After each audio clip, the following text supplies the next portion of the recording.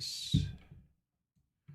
And it goes over here, this window, and we do this, and we say we would like to see live chat. Thank you. Appreciate that. Cool and neato. All right, there we go. Happy time of day to you folks. I hope you're doing well in whichever time zone you reside. Legionnaires says morning from Arkansas. I think that's Central Time Zone. Graham Baxter says, good afternoon from a slightly rainy but very windy Northern Ireland. We're going to be getting a bit warmer again, which means that all the snow that we got, like, it was not a lot of snow. It's like 5 inches of snow.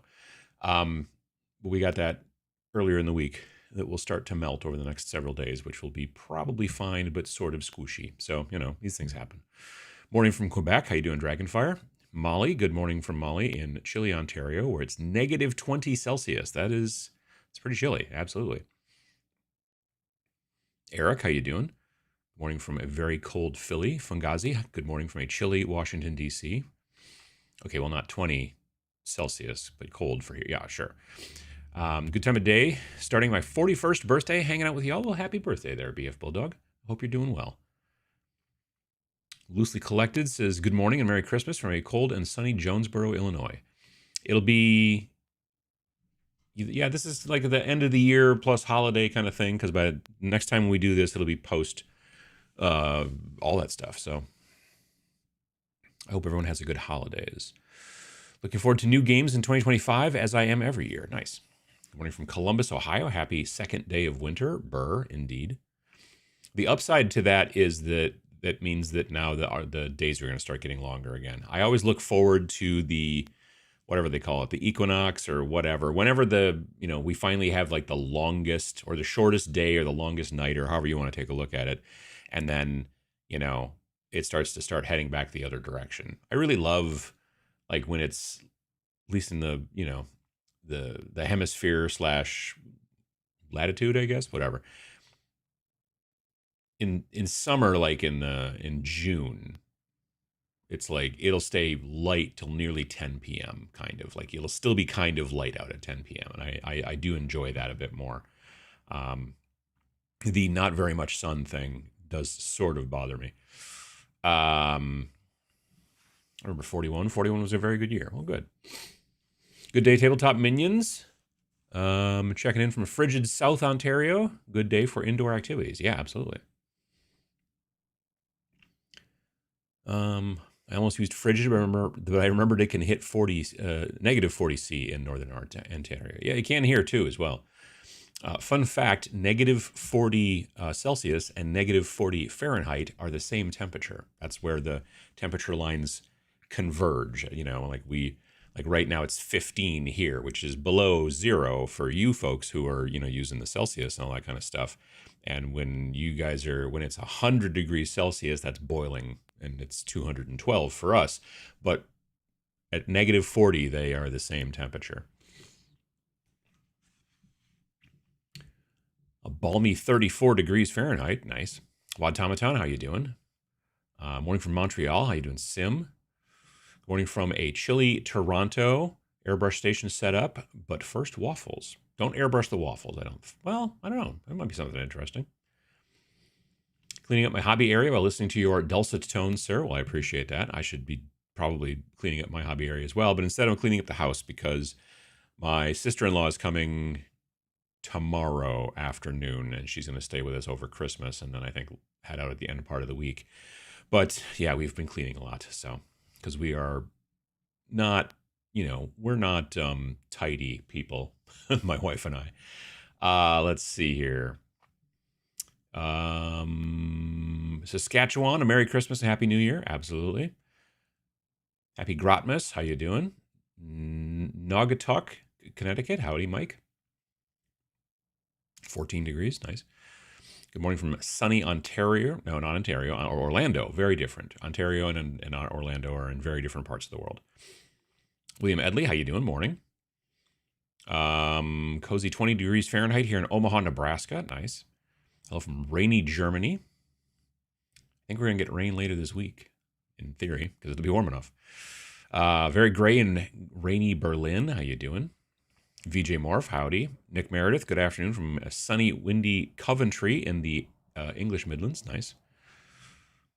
Good afternoon from a damp West Midlands. Speaking of wargames in 2025, I'm trying to find a wargame that uses figures of 12 millimeter or less and a board of 20 inches. And I can't find anything like that. I mean, I tell you, you could make it, but, you know, it's not necessarily everybody's cup of tea. I get that. Yeah, 12 is a very specific millimeters. You know what I mean? Like that's definitely, yeah. Like I see games that are like, you know, 15 to 20, which is generally like Flames of War if you're looking for World War II.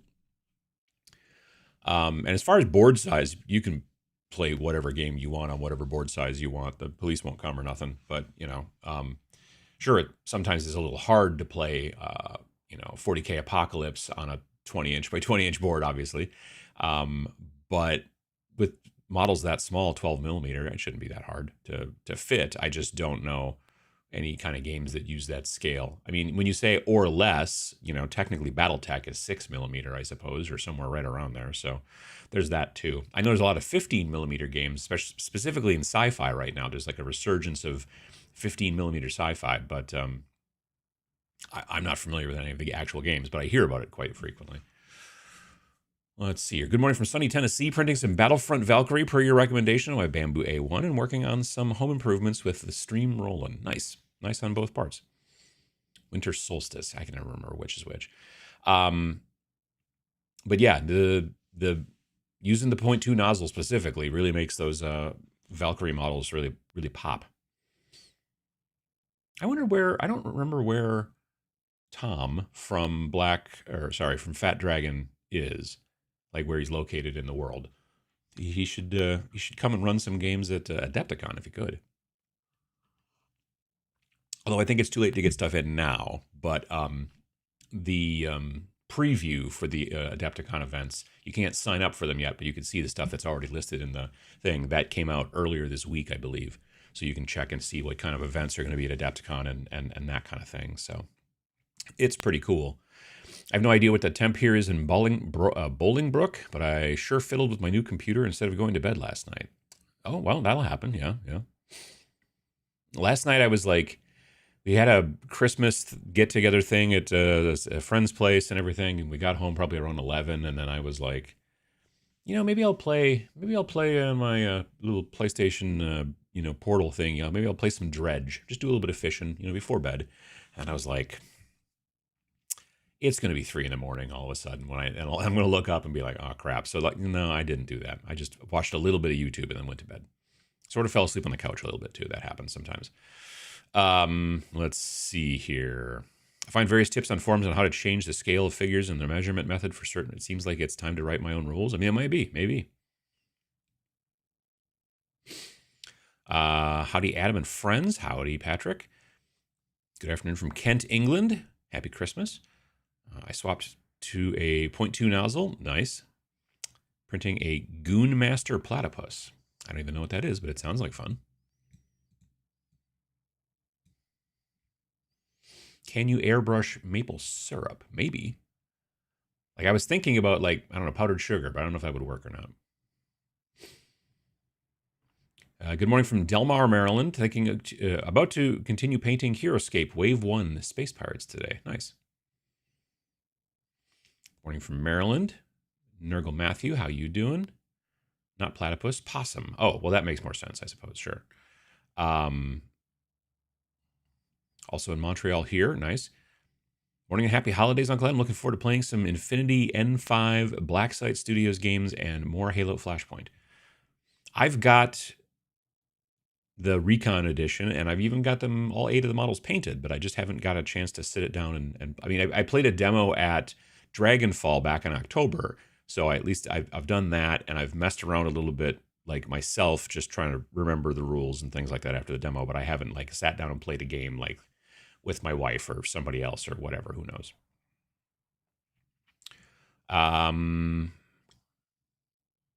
Around 60 degrees in Southern California. That is to be expected, I suppose, sure. But how you doing? I'm going to make some terrain and learn how to make trees. Nice. I used to be a tidy person, then I got a child. Today is tidy is now highly subjective. Yeah, no, and we don't have any kids, but we're still just we've never been. Neither of us are like particularly tidy. Let's say. What up, Uncle Adam? Thanks for getting me into the hobby. Always appreciate your vids. Well, I appreciate to hear that that I helped to get you into the hobby there, Tristan. Absolutely. I hope you're having a good time with it. I think it's a great hobby. Let's see here. Hoping for some cooler temps for a day of land clearing out at the old farmstead. Clearing land can, from what I understand, be pretty obviously, hard work, which is difficult to do when it's real hot as well. I get that. Good morning from chilly Mooresville, North Carolina. 30 degrees here this morning. For North Carolina, that is kind of chilly, I think. For us, it's twice as warm as it is right now because it's 15 here. Crisp 22 degrees in Cleveland, Ohio, says Mark. Hope you're doing well. Music Mad, how you doing? 12 millimeter, maybe scale down something existing? Yeah, that could be. Good morning from Middle Tennessee, 29 and sunny. It's a game called Fantastic Battles that fits that description. Interesting. Fantastic Battles. Low to mid 70s. I may need to take a jacket. Oh my goodness. 12 millimeter is close enough to 15 millimeter? Mostly yes, I would say so. I'd take some 12 millimeter models and scale down an existing rule set. I have a set of 15 millimeter infantry that I play Grimdark Future Firefight with. That's always something to keep in mind too, is that you can scale things yourself. I mean, sometimes it's a little bit of a pain, and sometimes it's like the difference between say like 15 millimeter and normal like 28 millimeter, which is almost very close to 30 millimeter, which is twice 15. Basically allows you to just be like, you either just double, like if you're going from 15 to 28, you just double the lengths. Or if you're going from 28 down to 15, you can either half them, or what a lot of people do too is just go, okay, well, I'll just make it a centimeter instead of an inch for everything, which is not, centimeter is not half an inch, but it's close enough for government work, you know what I mean? Seems like a lot of Canadian representation today. Hello from Ottawa, Canada. Negative 20 degrees Celsius, -4. It's chilly. Good time of day. About to start on some Stargrave figures. Love a good agnostic sci-fi game. I agree. I also do as well. I've got a lot of terrain to be working on, so I'm trying to be a good modeler, a good hobbyist, and get through a lot of terrain this winter. Because, like I said, I've been 3D printing stuff, and I've also been building like Zone Mortalis type, Necromunda stuff, and it's all primed. I made sure to prime it all before it got too cold outside, and now I'm staring at a whole bunch of primed, terrain, and so I have made the decision that other than on, Twitch, let's say, I'll probably mostly be trying to just paint terrain the rest of the winter until I get, let's say, the stuff mostly done, as opposed to like, oh, I'm going to build some new dudes and build, and do that. On Twitch, I'm going to be predominantly sticking with miniatures versus terrain, because terrain is very frequently a little bit too big to paint on camera. Now, that being said, on Monday, tomorrow, when I'm on Twitch, I'm on Twitch Monday evenings here Central Time. So they start at 7 p.m. Central Time. I'll probably actually be painting some terrain because I have not had a chance to texture the bases and prime more mechs for Battletech. I've been working on Twitch on 5 mechs. They're the clan mechs that are in the Alpha Strike starter box. And there's a star of 5 of them in there, and then there's 2 lances of 4 Inner Sphere mechs in there. And so I was going to start working on Inner Sphere mechs. That was my plan for Monday, but because we've been cleaning and tidying and all this stuff, getting prepped for company, and also going to think like basically I get done here, and then I have to go. We're going to lunch over at my in-laws, like we do generally every Sunday anyway. And then I think right after we get done with that, we're meeting friends from out of town who are visiting, and we're going to go out and, I don't know, maybe have some snacks or something. We're not going to dinner, but because I don't know anyway. And then, so yeah, it's the whole day is already tied up already. So it's it's been a problem. I'm not a crazy huge fan of the holidays because there's so much stuff always constantly packed in all the time, and it's hard to get things done for me. Let's see here. Stargrave, Mississauga, Ontario, -15. I don't think I spelled it. Mississauga. That sounds right. Maybe? Maybe not. Or perhaps a premier con like TMX. I mean, I'm not saying that. William says we could still make it happen. Oh, sure. I get you. Yeah. William Edley here, aka Hank, is one of the guys that runs Adepticon. So when he says that Adepticon could still probably get some more events in, he would most likely know what he's talking about. I'm expecting. But yeah, like I said, for some reason I thought maybe Fat Dragon Games is sort of based out of the middle part of the country where I am, kind of the Midwest, if you will. But I don't know that for sure. Whoops. Everything scrolled. There we go. Debellus Multitudinous can be played at 12mm scale. Its rules are adjustable to the scale you are playing at. I've heard of DBA, but I don't know about DBM. But I'm assuming, but by multitudinous, I'm getting some idea of what could be happening there. Drop Zone Commander is the only game I can think of, apart from maybe Cav. Oh, God, I forgot about Cav, but they're still in business. They're still doing stuff. Good morning from Indianapolis. Finishing up a cottage from Tabletop World from their Kickstarter. Nice. You should check up the Sector AIX Kickstarter. I've never even heard of that. Afternoon from Philly Puckle Church in the UK. I love to say Puckle Church. When you realized your issue with the first bamboo was filament expansion, did you throw out your existing filament, or were you able to salvage the existing in a bag with desiccant? No, that spool. I mean, I didn't throw it out, but I have put it in a box and said no, written it on there so I know not to use it. I still have this belief that there's this company out there that makes this device. Technically, yes, they do make the device. I initially saw ads for it on Facebook, and it is like a desktop thing, and you dump old supports in there and leftover bits of the spools when you just don't have enough left in there, all that kind of stuff. And then it's supposed to melt it down and make you new PLA. It's like a desktop machine. And I was like, that's awesome. I wonder how much it costs. And you click through and you're like, oh, it's a friggin' Kickstarter. So it probably doesn't even exist. Well, I've seen some videos on YouTube about it now. And there was a guy who's also very skeptical about it, like me, who's a guy who is a YouTuber that just does 3D printing stuff. He's not a wargaming guy at all, from what I can tell.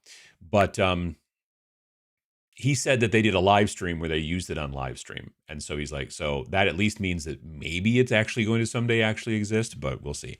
So I don't know if it's a smart move on my part to hold on to stuff like that with the idea that at some point I could buy that machine and chuck a bunch of stuff into it and then get a new spool of stuff.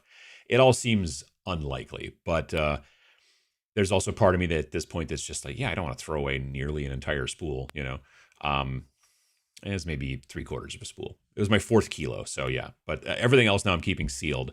And I saw a lot of people in the comments from Friday's video who are talking about, like, if you can go to places like Lowe's, and I think Menards here in the Midwest has them as well, and they are like, like those tubs, like there's those Rubbermaid tubs. But I've seen at Menards recently, there's smaller ones that are made out of clear plastic, and they have a rubber seal around the top, and then you clamp down the little handly things. So they're basically, they say watertight, but I don't know if they're airtight. That's a good question. I have to look into that. But at least they're watertight. Because I'm pretty sure you can be watertight and not be airtight. But if you're airtight, then you're also watertight. It's science. Anyway, my point is that that with a bunch of those big honkin' rechargeable desiccant packs that I got off of Amazon, throwing all of the filament that I have that I'm not using currently in there, as opposed to having them all in separate Ziploc bags, maybe a better smart choice. I don't know. I'm not sure yet.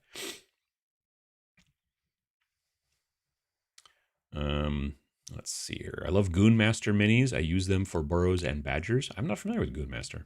I'm familiar with burrows and badgers. I wish there were more 15 millimeter sci-fi in retail here in the freezing north. Seems an ideal scale. I've never generally, I don't know what it is about 15 millimeter, but like 15 millimeter tanks, yeah, absolutely. Like really enjoyed uh, building and painting and having a force of U.S. tanks, World War II U.S. tanks, back when I used to play Flames of War, back in the 2010s or earlier maybe. Anyway, early 2010s. But I didn't like painting the guys. And, pretty much every force, like I had a force that was pretty heavy into tanks, but you still had to have some infantry. And I just didn't enjoy painting like 15 millimeter infantry. It's not for me. Just ordered some bags and desiccant to be on the safe side, but I have 3 half-used rolls I'm worried might have picked up some moisture from the last 3 months of being unbagged. Yeah, that I've also heard that people have said that you can like warm the stuff like if you've got an old toaster oven and you put it on low. I would do some online research about it first.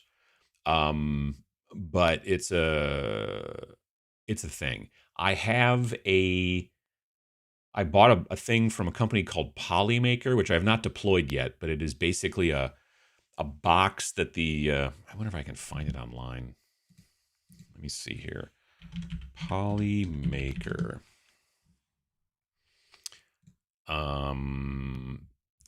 Filaments, hardware. Yeah. Websites. There we go. So it's this company called Polymaker. If you go to their hardware tab up here, they have this thing, which is called a poly dryer. Or not. There we go. And it's supposed to dry your stuff, possibly heat it a little bit. Impenetrable even when forgotten on the shelf. Okay, cool. It was like, I think $80 on Amazon. But I think that, like, I don't think I got the bottom part. I think I only got the top part. So I don't know if this actually heats. I think this part's the part that heats, or I'm not sure exactly. So I want to look into it a little bit more. But I just haven't had a chance to deploy it yet. But I do have the top part for sure. See right here, efficient drying brings your forgotten spools back to life, as literally what you were mentioning. And then down here, they're like, it looks like it's going down through the bottom of the machine, and there's a thing blowing through. I don't know if I'm not sure. So, like I said, I don't remember if it comes with this thing on the bottom or if it's just the top part that I bought.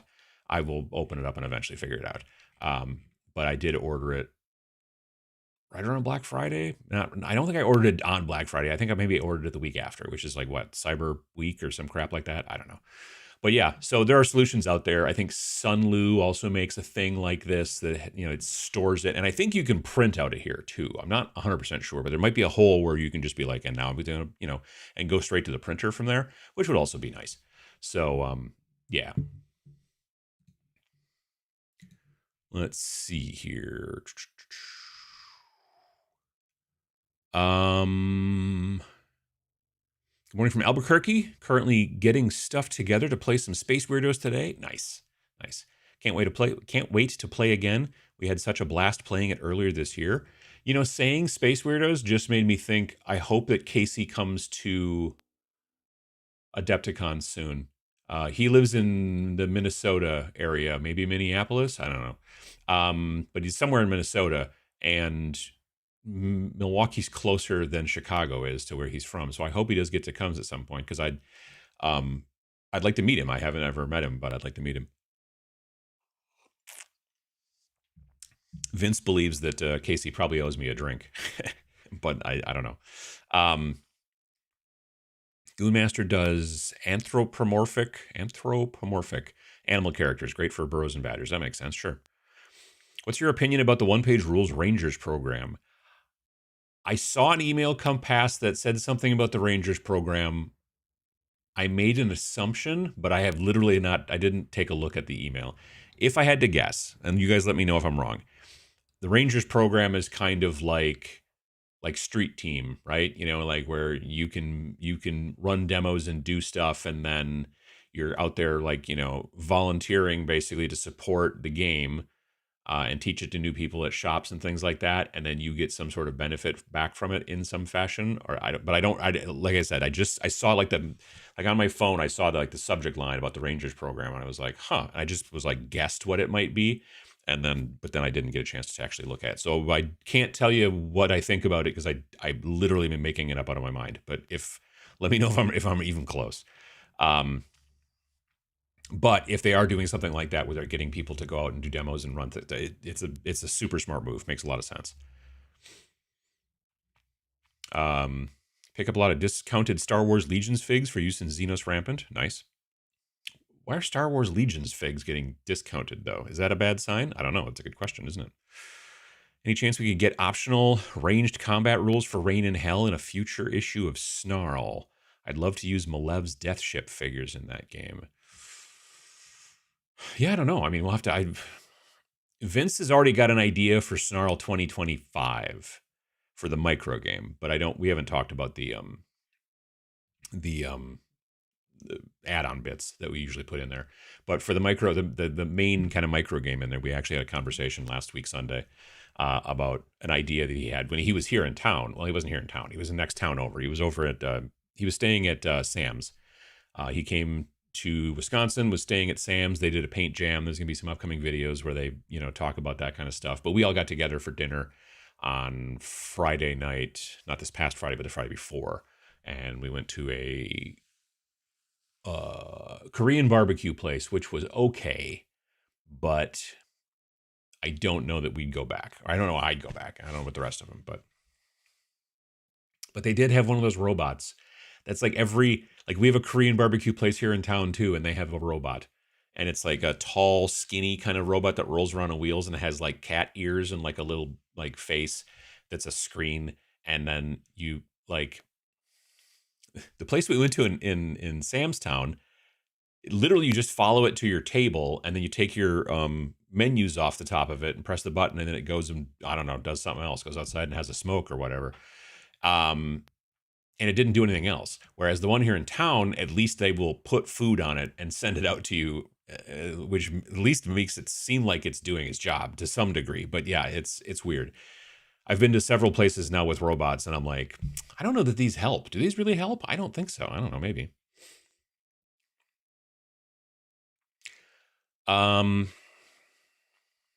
Terrier Halo, how you doing?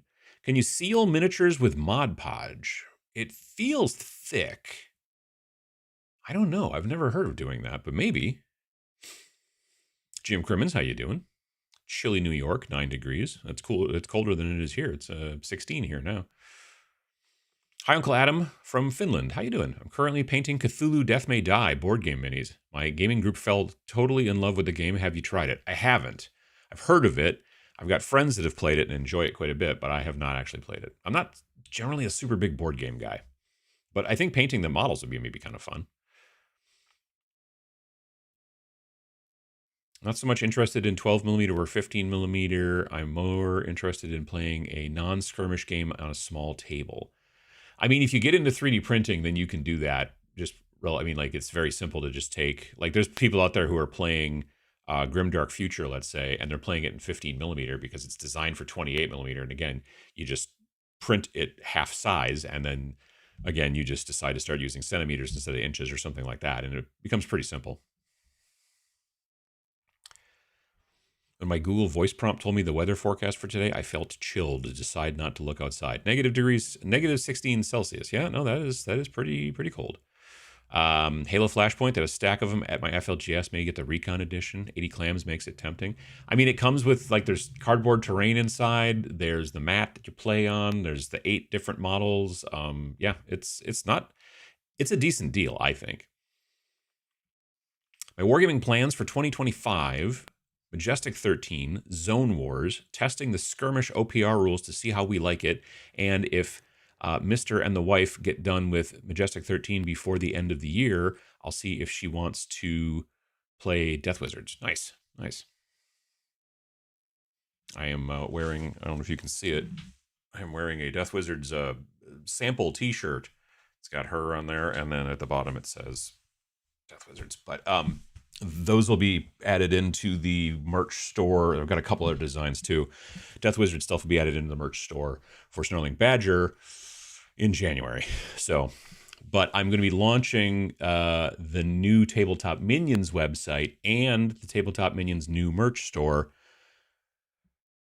God willing, and the creek don't rise, should be before the end of the year. The website's done. There's a couple little tweaks here and there that I got to mess with, but otherwise the website's done. It's just now getting the merch done. My plan is to try, let's see. So this upcoming week, Monday's kind of shot. Tuesday is going to be, which is Christmas Eve, is going to be writing the TMAs, basically coming up with all that stuff, the Tabletop Minions Awards. And then Wednesday's Christmas, and that's shot. And then Thursday, I will film and edit and upload so that Friday, this upcoming Friday, will be the Tabletop Minions Awards. And then the next week, Friday after that, I have, I'll be doing a video about the new John Blanche paint sets, the two small paint sets, the John Blanche ones that Army Painter worked with John Blanche on. And so that's the video for the 3rd of January. So I'm trying to figure out, because I have to finish up the website for the merch store for Tabletop Minions, and I have to upload a little bit more merch too and all that kind of stuff. So I'm trying to figure out exactly when I'm going to get that done. Probably not this weekend, but next weekend is when I'll have the most time, because I won't have any streams next weekend, Saturday or Sunday. My sister-in-law will be gone. That's probably going to be the best time. I think that's when I'm going to get the majority of that work done, hopefully, because like I said, this week is kind of shot with the holiday and then getting the video done and all that kind of stuff. So, yeah, that's upcoming right there for end of 2024, getting into 2025 right there. We play a lot of campaign board games together. Now I'm making terrain for the cabin, so she might enjoy the co-op miniature games too. Nice. It's a cool idea. Check out Pocket Warhammer. It's Warhammer scaled down to work on a small scale. I know that, oh gosh, what's his name? Luke APS. I don't remember, but I think the channel is called Geek Gaming Scenics or something like that. He stopped making videos early part of this year, late part of last year. I think he's gone back to having a regular day job or something, and which is a bummer because I like his stuff a lot. But he's got some videos. If you go to his channel, Geek Gaming Scenics or whatever it's called, he did a couple different videos about, like, I want to play Kings of War, but tiny, you know, and like he had, like, I swear to God, and I may be misremembering this, but I swear to God, he had a video where he made a Warhammer army that fit in a fanny pack, which is what we call them here in America, but that's not what you guys call them overseas. I get that. But yeah, it's, you know, there's, especially with 3D printing, you can do that stuff. It's hard to do without sometimes, obviously, if you're going to just decide to rescale things and whatnot. What is M13? Majestic 13. Hang on. This one right here. I should have all of our games in that drawer, but I don't. Unfortunately, I only have this one and Death Wizards, but it would be a smart move for me to have all of them in here. But yeah, Majestic 13, this is the book. This is our 3rd game. So there was Reign in Hell, then Space Station Zero, then Majestic 13. This is our most expensive one, which means it's still only $19 plus shipping, but it's 144 pages. It's a chunker. And basically, if you've ever watched X-Files or if you've ever played XCOM and you've ever wanted to just make them kiss, it's kind of like that. You're fighting aliens, which is fun. You know, you're a team of 5 covert operatives fighting aliens and things like that. And it's a skirmish game and, you know, all that kind of fun stuff. Let's see here. Almost all the way through Pest Control Advent Calendar from Mantic. Keen to play the game on Christmas Day. Oh, that's kind of cool. I haven't even heard of that. I find terrain painting is a bit of a brain break for miniature painting. It's a good way to switch things up for sure. You know, if you're like getting burned out on one, you switch over to the other. Like that's not exactly why I'm doing it, but it's not why I'm doing it either. So do you have terrain that you could split into color batches? That would be my suggestion. Not that you need it. To some degree, like there are times when I like, especially if I'm working on, like I did some like rock formations and stuff a while back. And so I knew that I was going to be using specific colors on those, but I also knew that the base color I was going to use on them would also work for one of these other sci-fi buildings. I try not to make all my sci-fi buildings the same color. I've got a lot of I've got some that are definitely, let's say, Tatooine adjacent, right? And so those I have a tendency to generally do in like a desert color because it just makes sense. But the other ones and things like that, I do try to switch them up a little bit so that they're not all just a bunch of gray buildings. But I also try not to go too crazy with them either, because then, like I've said many times in the past, when your terrain gets super, super, super fancy looking, then all of a sudden it doesn't, like, it's hard to see your miniatures. And that's kind of the point, is to see the miniatures there, right? I have so many choices as to what to work on, feeling crazier than a dog in a hubcap factory. Not heard that one before. A Trench Crusade. So I backed Trench Crusade on the Kickstarter. I got an email saying, hey, you can download the stuff now. I haven't had the time, and I think it's probably a smart move on my part, because I'm seeing on the Facebook page that there are not a ton. There are maybe 5 to 10 sculpts that people are coming back and saying this doesn't print right. And the Trench Crusade people are like, we tested them, but we see what you're saying, and we're having the sculptors go in and like tweak them and stuff like that. Also, there are people that are like, we don't want it hollow. We want it to be solid, which I don't know a lot about resin printing, but I would think that sometimes certain pieces you wouldn't want to make solid because they'll just never cure in the middle. And then you'll be like, why does this guy have a liquid noise when I shake him? You know what I mean? Like that kind of thing. And I've had, big models in resin can sometimes be a bit squirrely, but there are some people evidently that want them to be solid. So they're going to try to go through and make 2 versions. And so I'm like, I'll get to it when I get to it in a couple of weeks, downloading the files, and hopefully they'll be updated by then, but we'll see. I got, what did I get? I got pretty much all the models for Heretic Legion. I got all the models for Trench Pilgrims. They have an accessories and a weapons pack, both for, they have 3 of them. There's weapons and accessories, and they're 2 separate files. Weapons and accessories for Church, weapons and accessories for Hell, and weapons and accessories for, I think, the Sultanate, which are separate in that situation. I got the weapons and accessories for Church and Hell. I didn't get the Sultanate ones because I'm not interested really in the Sultanate faction. So, and then I also lastly got the 3D printing terrain stuff for the trenches and things like that. So I'm gonna, when the time starts and everything like that, I'm gonna pick out an army list, and I'm gonna have my friend Dave print, and then I will paint Heretic Legions, and then I will also start working on printing out some of the stuff for the, with my FDM printer for the trenches, and start to figure out how I want to do a board and all that kind of stuff. But that'll be going on over 2025. That's one of my projects for 2025 is Trench Crusade. I spent not a huge amount of money, but a decent amount of money on the STLs. And I really love that they're already out there. Like, there's a lot of people that in the comments that there's a decent amount of people in the comments about the video that I made about, a Trench Crusade, who were like, oh, well, good luck.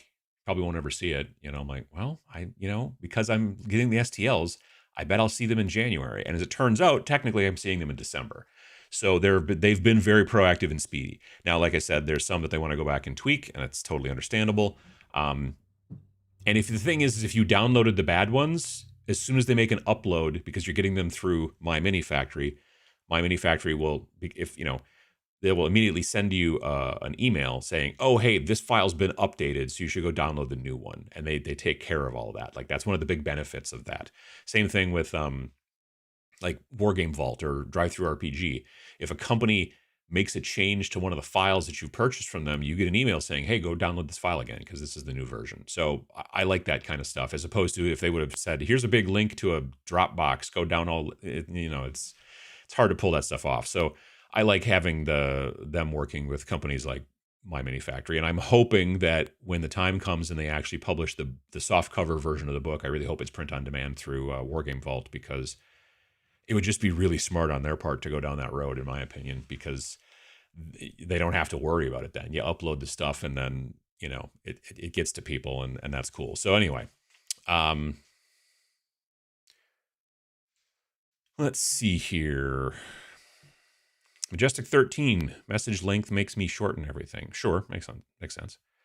I mean, we usually call it MJ13, but the reason for that is because, like, in a lot of the Majestic 12 papers, which Majestic 13 is based off of, Majestic 12, if you don't know, is a conspiracy theory about a group of experts, let's say, people in the military, people in science, people in even in industry to some degree, that were it was 12 men that were tasked to figure out what was going on with the with the UFO problem back in like 1950 or 1947 or 48, somewhere in there.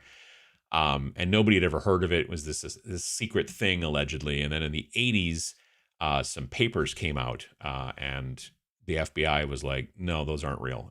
But other people are like, oh, they're real, all right. And it's, so it's a conspiracy theory. And I remember thinking to myself at one point, if there are 12 guys, if they do a vote, there's probably a very good chance that they're going to split. They really should have 13 guys. It should be Majestic 13 is the name of the group. And then that's when I was like, oh, that's a good name for a game. And then that's where the game came from. Anyway, yeah. So, but on a lot of the actual papers or whatever that came out about Majestic 12, it was very frequently referred to as MJ12 as well.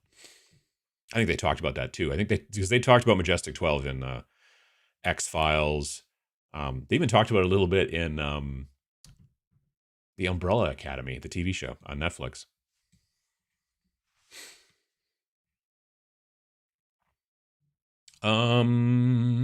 Let's see here. Where were we?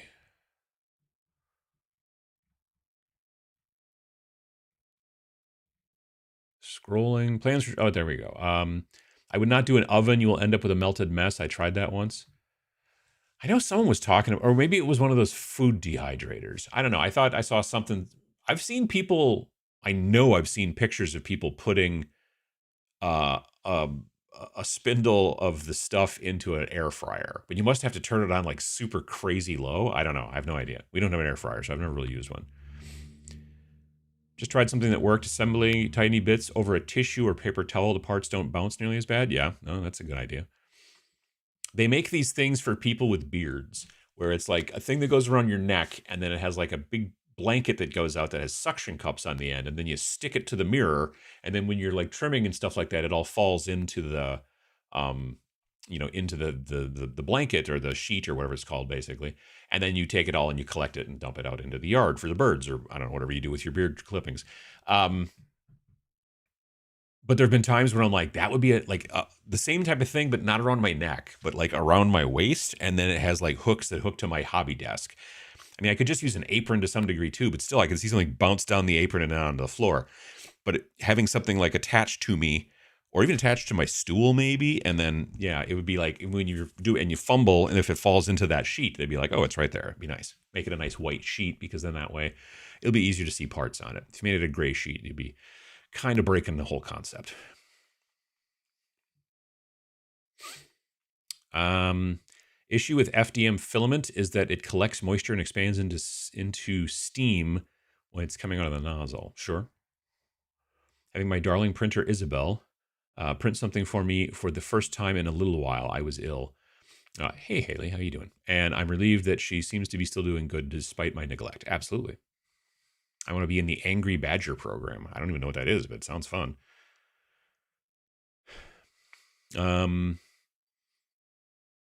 Might be to clear out older figs. Sam had a 30-minute video on his Patreon out about it.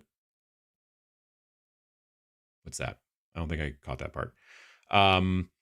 Our local bricks and mortar stores are discontinuing Star Wars Legion and bringing in, the Star Wars thing might be to clear out figs, and Sam had a video on it. Huh, interesting. Not sure if it's a global or local trend. Interesting. Korean barbecue is my second favorite food after Japanese teppanyaki. Nice. I mean, I've had it and I enjoy it. It's just like this place that we went to, it was fine, but it wasn't, I don't know. There were things that sort of bothered us about it. OPR Rangers program offers nothing so far for participants. I love OPR and run it often for my gaming group, but why would I want to be a pro bono ambassador for OPR in the public? I mean, if you just want to be a gaming advocate and get more people to play, you know, if they're like figuring out a way to somehow support those people with, I don't even know, I was going to say prize support or something like that to give to people who play, there's a potential there. Like it makes sense to some degree, but it's also so one of those things where you could have just done it yourself anyway. You know what I mean? But I'm assuming at some point maybe they'll add some sort of way to help compensate, or I don't know. It's hard to say. I haven't looked at it yet, but it is something there. Yeah. Motor Breath Jazz, how you doing? I miss Korean barbecue. You ever had the robots? They got robots sometimes there. Yeah. Sing the Menards jingle? No, I'm good, thanks. I know it though. I was tempted to get into Cthulhu Death May Die in the latest Kickstarter, but it feels now like there is so much content now that I missed the boat. It will cost me a bucket load to catch up. I mean, it's Cool Mini or not, so probably, yeah. Let's see here. Morning from chilly but beautiful Junction City, Wisconsin. Painting up some Sisters of Silence today. What games or models are you looking forward to in 2025? Predominantly Trench Crusade. I'm looking forward to building and painting those. I'm also looking forward to I want to get a bunch of actually one-page rule stuff printed too. So and I also in January my plan is to also probably make a video comparing. I want to take a model, an STL, and I haven't decided exactly which one yet, but I'm looking for something. And I want to have my friend Dave print it on a printer, a resin printer. And then I also want to print it on my FDM printer as well as I can. 0.2 nozzle, you know, like use the Fat Dragon Games profile for the Bamboo Studio, stuff like that. I'd also like to try to print maybe the same model again with the stock profile with the 0.4 nozzle and kind of go from there, and then just kind of compare and contrast, and then take some video of them and then paint them so you can also see both unpainted and painted, and what the, you know, and just kind of like figure out like how, you know, how viable is it to just use an FDM printer to print your miniatures. I don't know. Like, obviously you're not going to do anything that you're going to throw in the Golden Demon, but for like normal gaming miniatures, I want to see if it's doable and such like that. But yeah, that is that would be something. I was just gonna look something up and I don't remember what it was now. Korean barbecue, old Filament.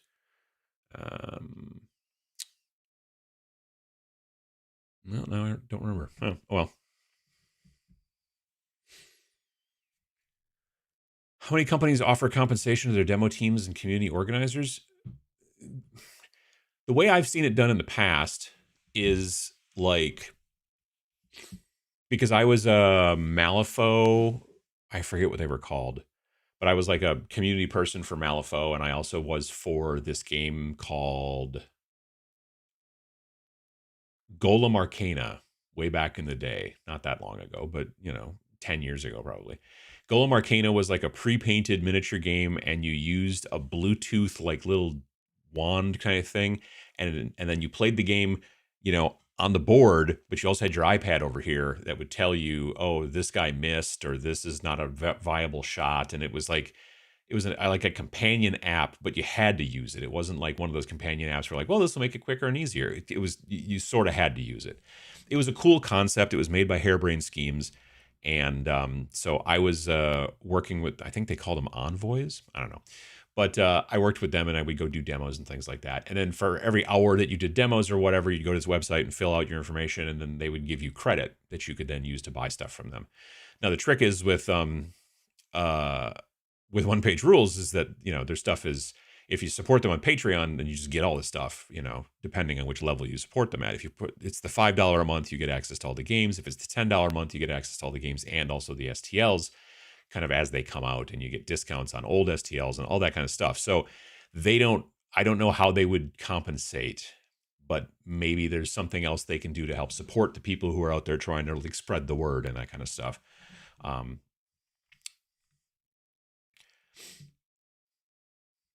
Let's see here. Junction City. Nice shirt. Hoping for 3/4 sleeve shirts in the merch stores. I don't know if, well, I'm sure there's probably some place. I haven't really seen anything. I haven't put anything in there like this so far, but yeah. Painting up an old Skull Pass Goblin as the Necromancer, summoning my Gobbo ghouls. Mostly 2nd edition Gretchen for Space Weirdos and sci-fi game sets of Death Wizards. Interesting. Nice. Excited for the new Army Painter paints? Yeah. Patches and stickers? Patches eventually, yes. Probably not at launch, but patches, yes. Stickers, maybe, yeah. Are we getting new merch with the new website? Some to start. There will be more as it comes, but when it launches, yes. Setting up a new Hay Gears RS today and reading through my Forgotten Ruins 5X from Odysseus. Like the 5 parsecs fight. Yeah. It's gonna be a fun holiday gaming. Rangers versus Orcs. Nice. Any plans for playing Trench Crusade? Yeah, absolutely. Yeah, like I said, I have got. I'm going to be getting STLs for Heretic Legion and for Trench Pilgrims. I don't know why I have a hard time remembering the name Trench Pilgrims, but I think it's because the game is called Trench Crusade, and then Trench Pilgrims, I think I'm saying the wrong thing when I first start saying Trench, As a surprise to me, I am finishing up the cars from the old Marvel Crisis Protocol. What surprised you about 2024?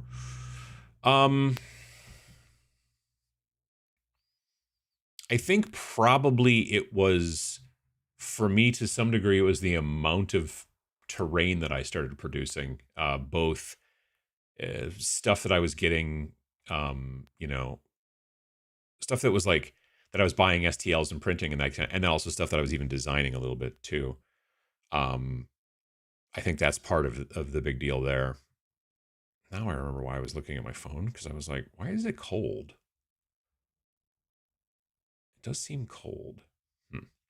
I've got the door closed here to the sunroom, which makes it a bit chillier, but I had to, because Rex is definitely on one this morning. So yeah, he was going to be jumping all over the desk and stuff like that, and would certainly knock my coffee over and make me want to die. So yeah, but it is chilly in here, and I could turn on the heater thing, but it's not plugged in right now because I've got this old backup drive. You can't see it; it's right over here. This big old honking backup drive that I've been transferring basically all of the video from like 2013 to about 2020 or so, maybe 2022. No, yeah, I think it was just from like 2013 to about 2019 or 2020. All that stuff was on this Western Digital My Book Duo. It's got 2 hard drives in there that are in a RAID 1 array. I don't remember exactly, but it's basically, they're mirrored. So if one of them dies, then you don't lose your stuff. And so I also have a bigger one of these things, but it's not made by Western Digital. It's made by a company called Lacey or Lacey. I don't know. It's down in the basement. So I've been transferring over the network the stuff off of here down into there, but it's still like right here. It's kind of in my way. Every time I go reach for the mouse, I sort of bump it a little bit. So this is another reason why I don't want Rex on the desk. So there's that too. Let's see here. Time to go play some games with the family. Nice. Geek Gaming Scenics. Yep. Regular day jobs aren't all they cracked up to be. Sure. Cthulhu Death May Die minis are in the better end of board gaming mini quality, but if you are anal about it, you will have a lot of mold lines. Yeah, I can understand that. They're probably made out of PVC and stuff. I've put 100% only on a few of the bigger monsters, mostly contrast paints and dry brushing for the rest to get tabletop quality. Makes sense, yeah. What's with the new Kings of War skirmish Kickstarter thingy? I haven't heard anything about it. I don't know. My hobby goal for 2024, probably 2025, I assume, but maybe not, is to get back into painting. I barely painted since I moved into the house we bought in November of 22, and I really miss it. Yeah, I mean, painting, especially if you enjoy it, painting's super awesome. I was sad to see Luke go from YouTube, but he was clearly pretty over it by the time he stopped. I mean, yeah, I can see that too. I can see people being just like, this isn't the thing I enjoy doing, and yeah, that can happen. content grind clear was getting him down, and it seemed like he wasn't really expecting the success of the channel. I think that there's something to be said for understanding. How am I trying to say this? I feel like sometimes some of the channels, I see this happening, is that sometimes it's predominantly in wargaming. Sometimes people will try to make their stuff bigger than it should be. Like Luke had, I think, an employee at one point. I forget the guy's name, but I think he's also got his own YouTube channel. But that guy was like working for Luke to help Luke with the channel, and then eventually all of a sudden Luke's like, well, now I'm not making enough money to be able to pay him to do this. And that's why I've always been kind of a one-person operation, and I've always been start small, grow slowly. And I do see people sometimes in the YouTube arena, specifically here in wargaming, that are just like, well, this is gonna be big time. And I sometimes call it the curse of big time, and I try to stay away from it myself because I don't want that to be a problem. So, let's see here. Have you ever tried using Dork paints? Oh yeah, I've used Dork paints. Let's see. I used them on, I did a Warcry warband of Night Haunts and used Dork paints on all of them. That worked out awesome. I did a Nurgle, I had a Warcry warband with a Nurgle, I forget what it is. It's a guy riding a giant flying bug. I forget the specific name of that model or whatever, but I did the wings of the bug in Dork. I'm trying to think what else I did. I've done some other stuff too. I've done, and then I did, I had a Tyrannid Kill Team back for the original old version of Kill Team, the 2018 version, and those guys were done with Dork. The hard bony plates were done with Dork. The body parts were more of a bone color, which is sort of interesting. But yeah, I've used the stuff. I've used it both brushed on and through an airbrush. I find it works pretty well either way. The only thing is, if you're going to use it with a brush, and this is a piece of advice I got from, I mean, it didn't come directly to me. It was in a video. But Chris Bellew from Way of the Brush on YouTube. He used to be part of the Mini Wargaming folks, but he's got his own YouTube thing now. He was painting some of that stuff onto some models, and he mentioned a tip in the video that really was I was very surprised by, and it makes a lot of sense, and it works actually quite well. If you're using a brush, the first coat, you want to go up and down or side to side, whichever, but just stick, you're just brushing it on one way, back and forth, or, and then when you go to do the second layer, you then want to go the opposite direction, right? So if you start out by painting and the first layer you're going up and down, then when you do the second layer, go side to side. Don't go up and down, or vice versa. If you start going side to side, then go up and down in the second layer. And the reason for that is because it gets rid of the brush strokes. If you do two layers going the same direction, you will definitely see the brush strokes over time as you do that. But if the first layer brush strokes go this way and the second layer brush strokes go this way, they the other way, they cancel themselves out. So it's a good way to do that stuff, because just the very nature of how much pigment's in there, like the metallic stuff and all that jazz, and the Dork things, those are very, it can be a bit of a thicker paint sometimes, so you do want to do that. The Sultanate accessories pack has a giant spoon and a cat. Well, that's kind of cool. One Deck Dungeon is neat. There's a Steam version as well. Not heard of that. I'm only at 57 completed models towards my goal of at least 100 models this year. Maybe I finish another 10 before the new year. Sure. Morning from West Virginia. Getting One Deck Dungeon delivered today. Like I said, I haven't heard of that one. My Trench Crusade downloads are mostly not watertight, and some were saved in the wrong file format. Well, that's a bummer. So I think with what do I use? With Bamboo Studio, I can do STLs and OBJs, I think, but I'm not sure. You get that issue with large resin pieces where the resin is trapped inside the hollow model. Yeah. But you're saying that if you make the thing solid, then the inside, oh, I see, because the inside in that situation, it's getting cured by the plate. Not, okay, that makes sense. I get it. Just wishing everyone well during this festive period. Can't stay for long, but thanks for all your vids. Well, I appreciate it, Grumpage. Thank you very much. Some companies do provide at least some reward if OPR is going to require 1 game per month for this Rangers program. I sure as hell don't want to do it for free. I mean, yeah, it is. Like I said, I haven't read through it at all, so I don't know what they're doing. But if they're like, oh, you want to be a Ranger and you want to be official and you need to run 1 game a month, then I would ask, well, yeah, what is the, like, if there was a situation where they're like, look, we want to make it easier for people to run events and do stuff like that, and we're going to give support in some fashion, whatever it might be, a fancy model that you can print and then take with you or something like that or whatever. That's one thing.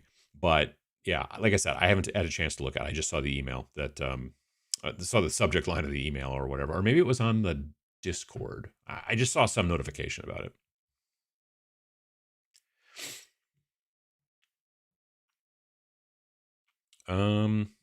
Back injury cut into my painting. That'll definitely happen.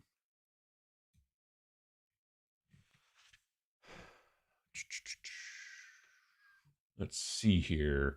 I did back the 5th Frontier War Kickstarter, and 2nd Dynasty was showing off the prototype for one of the Imperial tanks. Looks good, so that's something to look forward to 2025. Nice. I backed Mantic Epic Warpath. I'm excited to see that in 2025. I'm looking forward to painting and playing a new scale and adding another Mantic game to my roster. Nice. Files are nice. It's also great that Wargames Atlantic minis make great kit bash kits. They do. Use several while waiting for the STL release for Trench Crusade. Sure, I can see that. I was going to back Trench Crusade, but switched to the new Turnip 28 Kickstarter. Cool. Especially since Max is a one-man company. He is pretty much a one-man company. I mean, he works with sculptors and stuff like that and things like, but King's War Vanguard is about to get a new lease of life, welcoming a whole new audience into Panathor from My Mini Factory. So maybe they're just deciding that their best bet is to head towards doing it digitally. You know what I mean? Will you be at LVO this January? Sorry if you already answered that question. Just joined. Oh yeah, no, I will be. Yeah, I'll be at LVO with the Army Painter crew. That's in less than a month. We'll be there. Yeah. Got my flight booked and everything. It's all cool. Watch out with Trench Crusade, Adam. I don't think it's approved by the central authority. That's a good point. Delta Green, the modern day Call of Cthulhu setting, really leaned into the UFO Majestic 12 conspiracy theory stuff. Originally, Majestic 12 were the primary human antagonists for Delta Green. Interesting. Nice. I don't I've heard about Delta Green, but it's a role-playing game, right? I've never like read it or anything like that, but I've heard about it over the years for sure.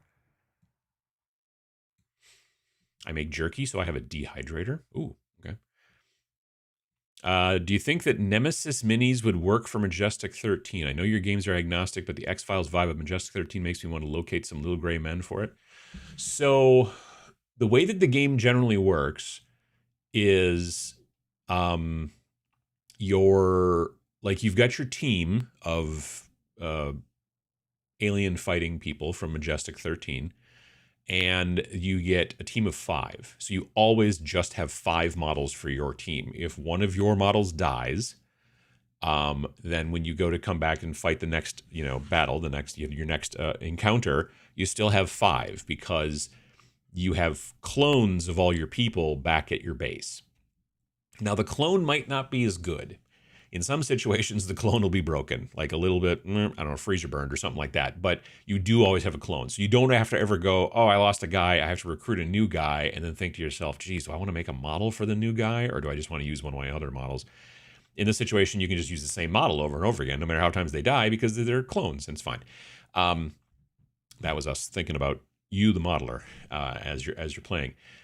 But you're not usually playing against a bunch of little green men or little gray men or whatever. You're generally fighting. It's a very asymmetrical game in that you have 5 on your team fighting against 1 monster in many situations. Sometimes 2, but usually 1. So you're generally fighting against a bigger creature. There are some missions where you're also fighting against some extra aliens a little bit. So you could use some of those kind of models for a game, for that kind of thing. There's the members, the alien group is generally just known by humans as Force. Like, it's probably means something different in their language or whatever, but we just refer to them as Force. And that is, and yeah, so. Sounds like Vince needs to add hooks to his next line of aprons. I don't know if he could do that or not. I have one of those beard trimming bibs. Works all right. Yeah, I mean, it makes sense. I've seen them on like ads and stuff, and I'm always like, I should order one of those. I stopped printing hollow resin models. Large cavities can deform from the sun and high temperatures. If you use holes, they can sometimes lead to cracks. Transparent resin is brittle. Sure, I can understand that. Yep. Bits bib. That's a good name for it. No, he had a video about the Vince visit. Oh, gotcha. Yeah. I think, yeah, because Sam had a video about that. And I think that Vince's video probably, because Vince is usually way ahead. I don't know. I haven't seen Vince's video this weekend. Jewelers have an apron like you're describing that attaches to the bench. Very useful for catching precious metal filings. Makes sense, sure. Or tiny little springs or watch parts and stuff like that, if you're like more of a watchmaker than a jeweler. Benches also have a drawer that fulfills a similar purpose. Oh, that makes sense. It's a good idea. There are problems with the providing of compensation and merch for minis games. The press gangers from Privateer and the Malifaux one had problems. Yeah, that is part of the issue too. Like Privateer Press, they had their press gangers. And I remember there was a big to-do about that. I made a video about it quite some time ago, like a long time ago. So yeah, I can't understand that. I don't know how you do it in this day and age. Being like, look, if you run our games, we'll give you some sort of, compensation. And you're like, oh, so I'm an employee? And you're like, well, no. That's part of the problem.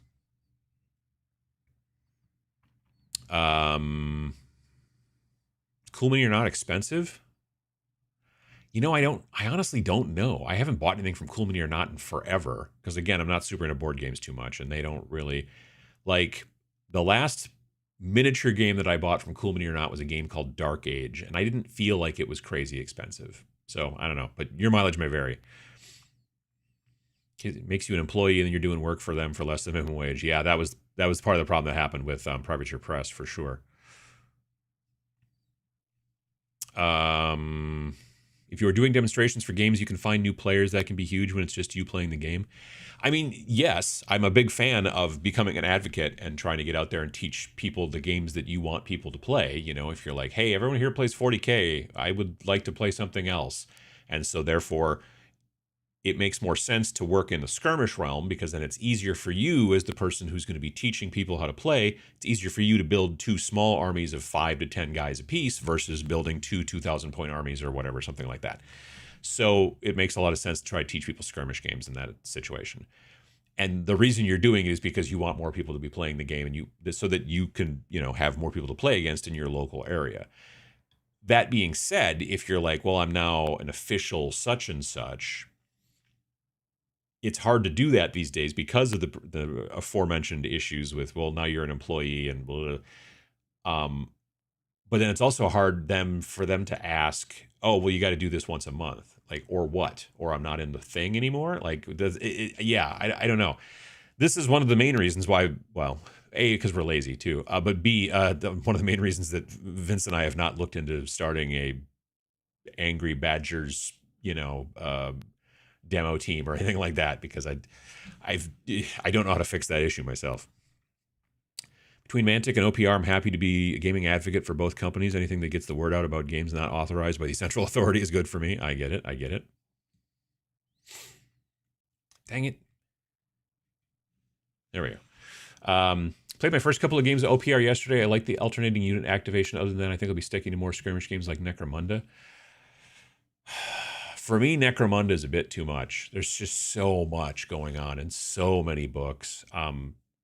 I like the OPR stuff quite a bit. I'm honestly looking forward to trying out the OPR version of Necromunda, which they call Gang Wars, and it is an add-on that goes on top of Grimdark Future Firefight, basically. So I don't have it on me right now, but I did print out the most recent version. It's in the basement, and I've got a 3-ring binder, and I've got it all in down there and everything like that. But yeah.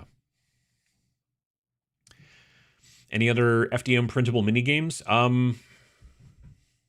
I might have to start trying to make a list. I do know that Fat Dragon Games makes a second game that is more steampunk, kind of, I guess. I forget what it's called. I'll have to take a look now, won't I? Fat Dragon Games. Okay. Whoop. There we go. So there's your Battlefront Valkyrie stuff. It's pretty cool. 3D printer games. World War Tesla. That's what it is. And it is... yeah, you got the cool stuff like that. There's a crater. There's a land torpedo. Here's your starter set. So it looks like it's got a lot of... there we go. You got some people. You got some tanks. You got things like that. Like, it's a cool concept. Just right off the bat, the fact that you're on a big hex base for some reason, I think is maybe just a little weird on my part, but whatever. But, yeah, it doesn't need slicers, you know, or so it doesn't need supports generally, because they're designed for easy printing and for 3D and stuff like that. I would love to, well, I was going to say I'd love to know how they print these trees without supports, but if it starts out at a relatively simple angle before it starts to really go out, then I can, basically the tree itself is its own support, kind of. I can see that. But yeah, it's interesting. I feel like this is not as much my vibe as the Battlefront Valkyrie. And because I've never ever heard of that game really before, I started talking about Battlefront Valkyrie, whereas Battlefront Valkyrie is very frequently, like right now, I think it's at the top of Wargame Vault.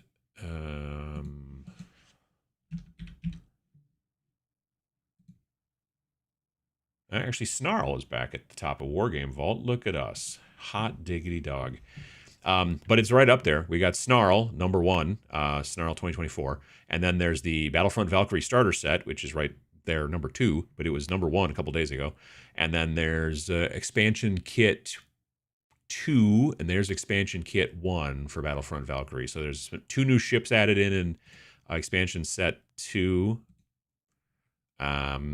2 Federation type ships, and I think there's some new scenarios and jazz like that, and that's pretty cool. Then in 4th place is Death Wizards, and then 9th place is Space Station 0, and 11th place is Snarl 2023. Well, and then there's Majestic 13. That's doing pretty good. Nice. Glad to see it. So anyway, yeah. I think that the models, frankly, are a little bit more compelling in Battlefront Valkyrie than they are in that World War Tesla game. Like, the tanks are sort of cool, but they look almost just a touch cartoony, which may be part of the style, and that's totally fine. But these ships look, I think, better. They don't look maybe as cartoony, and I think that's been a draw for people, you know what I mean? To look at them and go, oh, no, I kind of like the way these things look and stuff. And they're a lot of fun to paint up, and they come with all the extra tokens, and you got this stuff and that stuff, and it's just cool for everything to basically be included, including the instructions and the cards and all that stuff, and it's optimized for FDM, though it is best if you do use a 0.2 nozzle. So there's that too. Makes sense. I get it.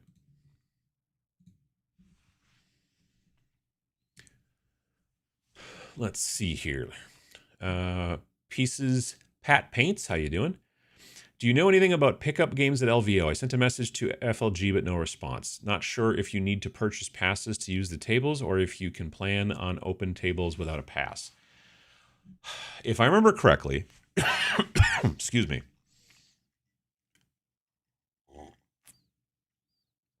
If I remember correctly, you need a badge, a wristband, technically. I think you need a wristband to get into the area. So the way it was at the Rio is that if you stayed at the Rio, the elevators that would take you to the floors with the rooms were on the complete other side of the facility. Like, and I'm not talking about like, oh gosh, they're a couple 100 yards that way. I'm like, to go from the elevator, I actually used my phone, like the pedometer on my phone to check it out. To go from the elevator when you would get down, from your hotel rooms, from that point to getting to the vendor hall was just shy of half a mile. It was very long. It was a surprising, and you were all in the same building the entire time. That's the thing that's so crazy about it. Well, maybe, yeah, I think it wasn't a half a mile, but it was under half a mile. It was close. It's a long walk, so there's that. But by the time you finally get to where like that whole expo area is, there's usually a person working from not the university, a person working from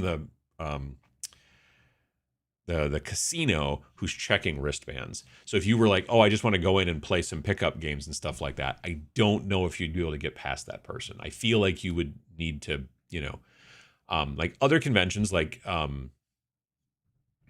Adepticon, you can go and look around and check stuff out, and you don't need a badge. They're not going to like bug you. You can go buy stuff from the vendors. The vendors are very glad that you do so. You can go and check out all the cool events and look at stuff.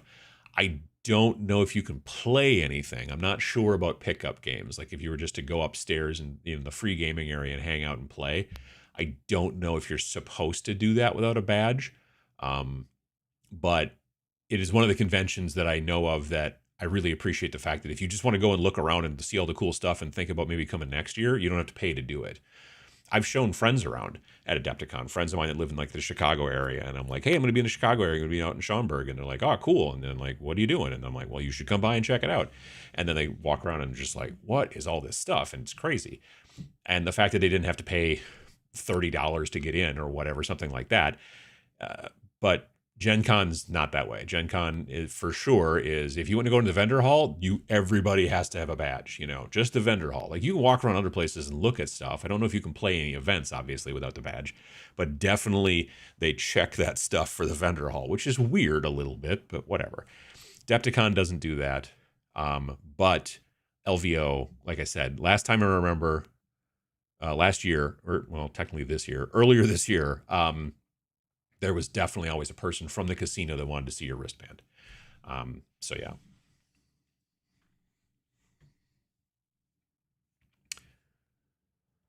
Marvel Trench Lunchbox Rainbow. Ooh. What games are you looking forward to playing in 2025? Trench Crusade, Battlefront Valkyrie, the next game that Vince and I are coming out with. I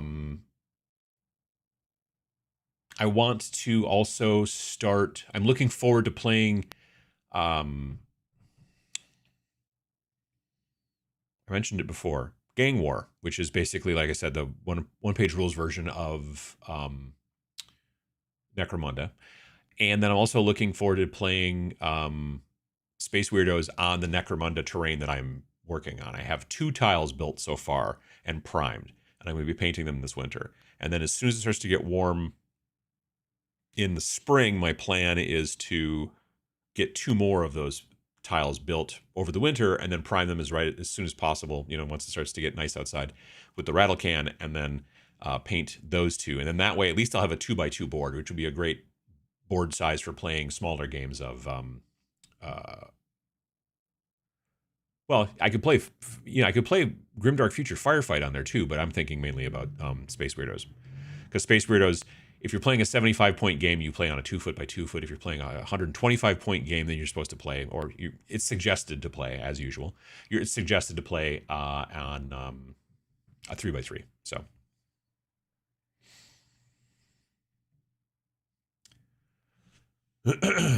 Let's see here.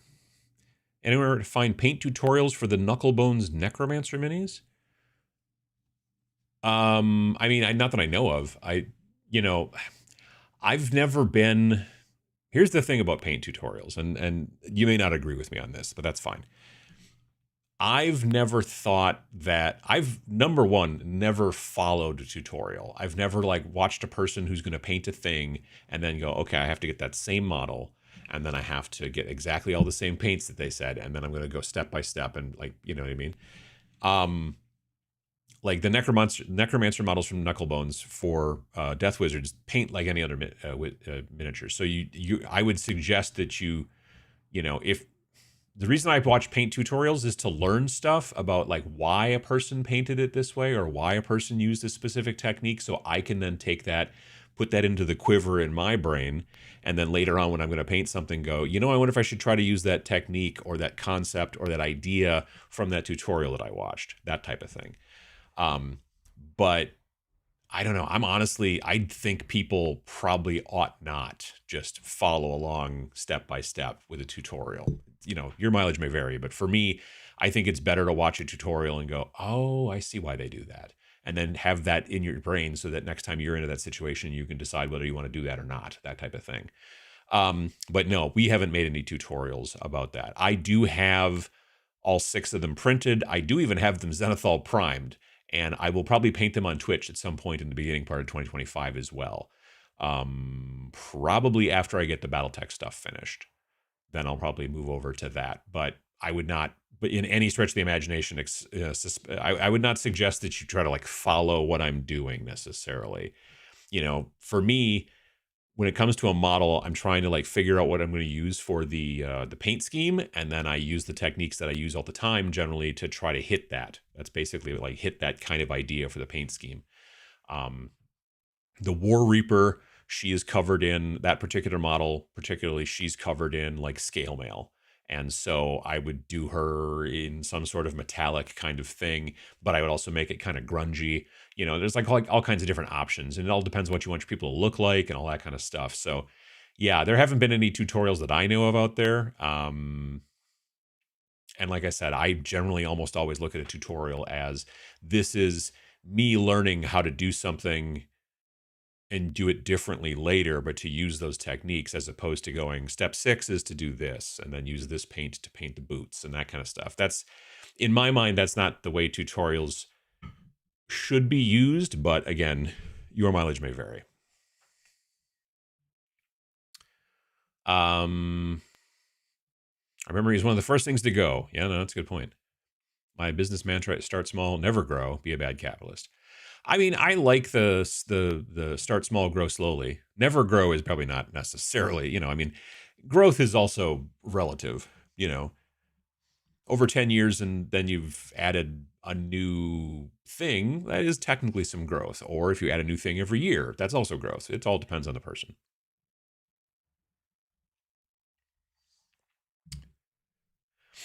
I miss 2018 Kill Team. Yeah, I get you. Morning from Frozen, Connecticut. Had a great Friendsmas with my D&D peeps. Found out that one of them is really getting into skirmish games like Frostgrave and Gaslands. Told him about Silver Bayonet. Nice. Got the first wave of Turbo Dorks. Never got around to using them. I have only used 1, 2, 3, maybe half a dozen of them, really.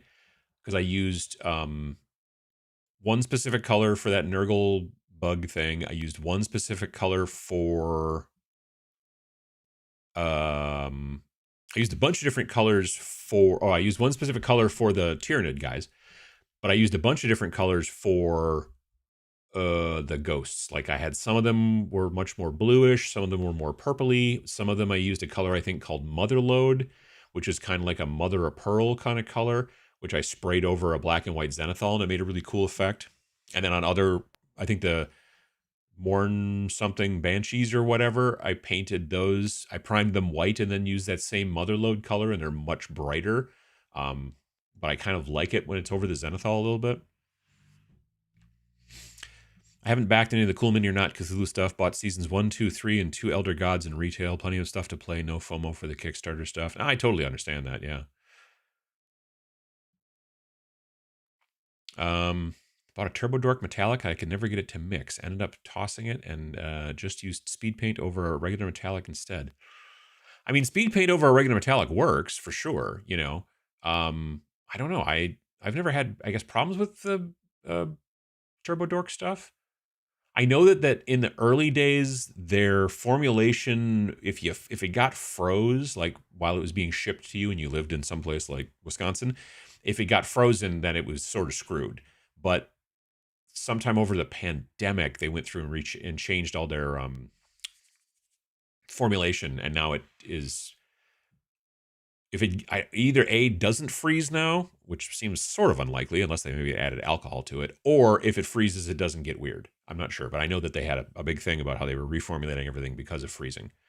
So, but the thing was, and I think this is funny, it makes sense because at the time they lived in California. So they probably weren't thinking about freezing. You know what I mean? Like I get it. I get it. Now they're in Texas, I think, which again, not so much. Every once in a great while, but not too much.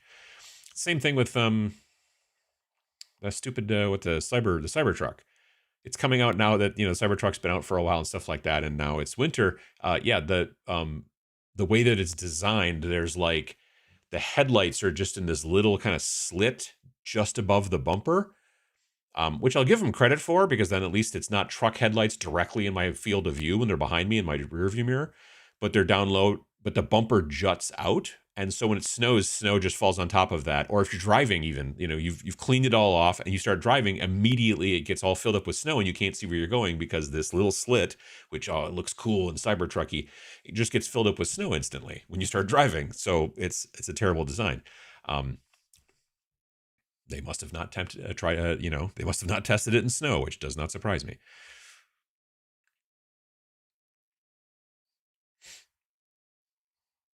Really don't know what to do with the Turbo Dork paint. Colors don't seem to have a lot of use apart from racing cars and cyberpunk characters.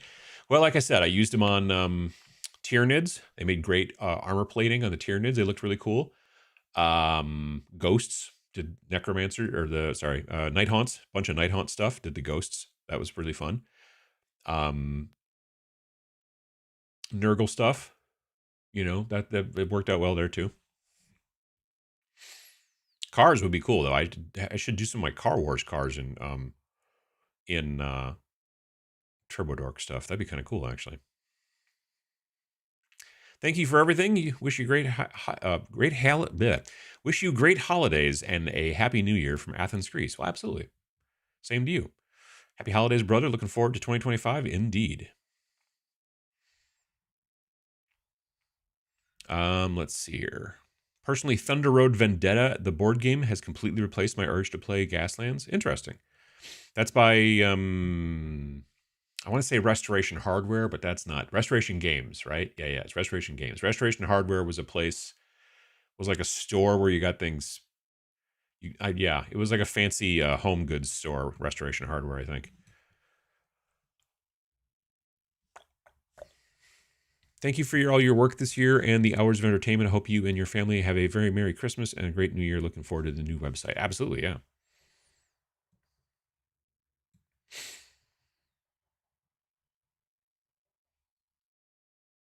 Can always add drain holes, but UV curing should penetrate several millimeters. Yeah, I haven't gotten into resin yet, and luckily I have Dave, and so that's good. But he and I were talking just recently again, and now his wife is like, so when are you going to build that website so you can start? And I get it. So he's but he's got a day job and 4 kids, and so but I'm glad that I can get him to print stuff for me, and I want him to be able to do more of that, and he wants to be able to do more of that for other people as well. So yeah. But if I had to sit down and try to figure out how to do the resin printing and things like that, I'm sure I could figure it out. I'm not stupid. I'm not saying I'm smart, but I'm not exactly stupid. I may be a little stupid, but yeah, I don't know. I'm glad that FDM printing has gotten easier with the Bamboo Lab stuff. Let's just say that. I got the Ura minis and built the same 5 minis 4 times and painted them in 4 different camo patterns to match the environment mission takes place in. That's pretty cool. I use the Ura minis for my Majestic 13 team as well. I think they're great minis. They're really cool.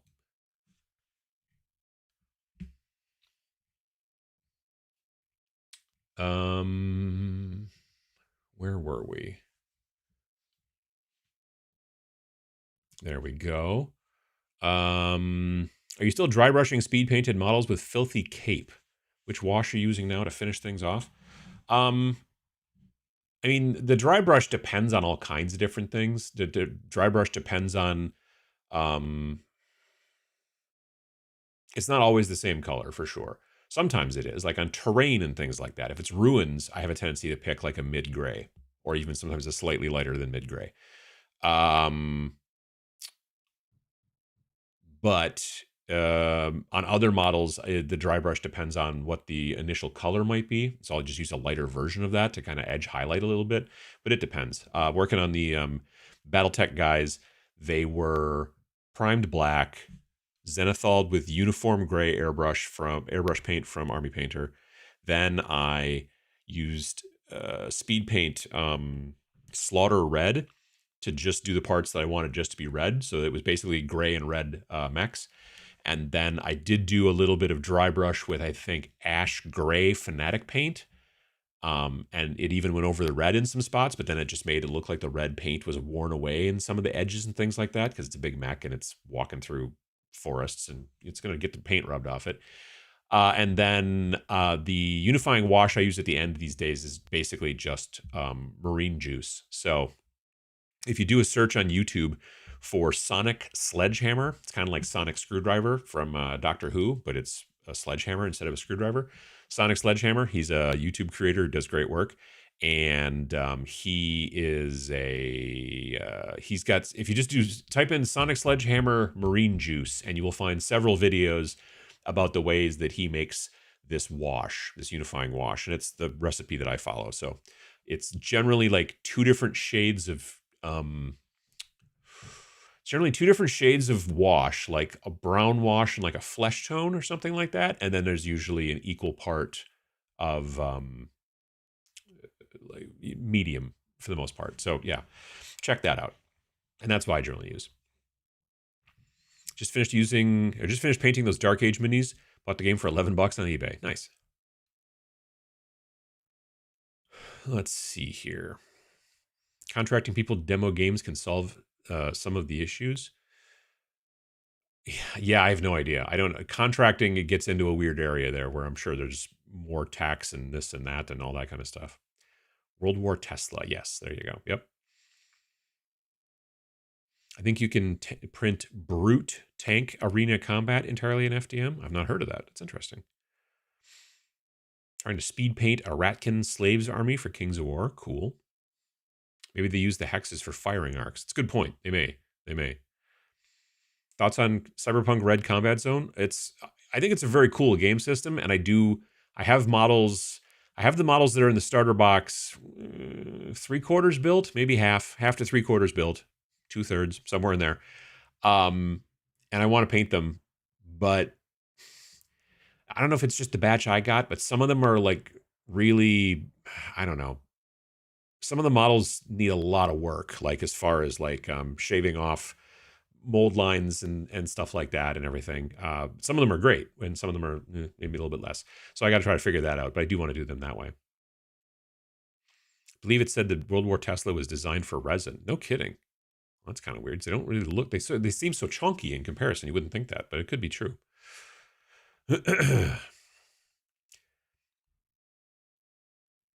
Multi-part tree prints to avoid supports. Could be that too, possibly.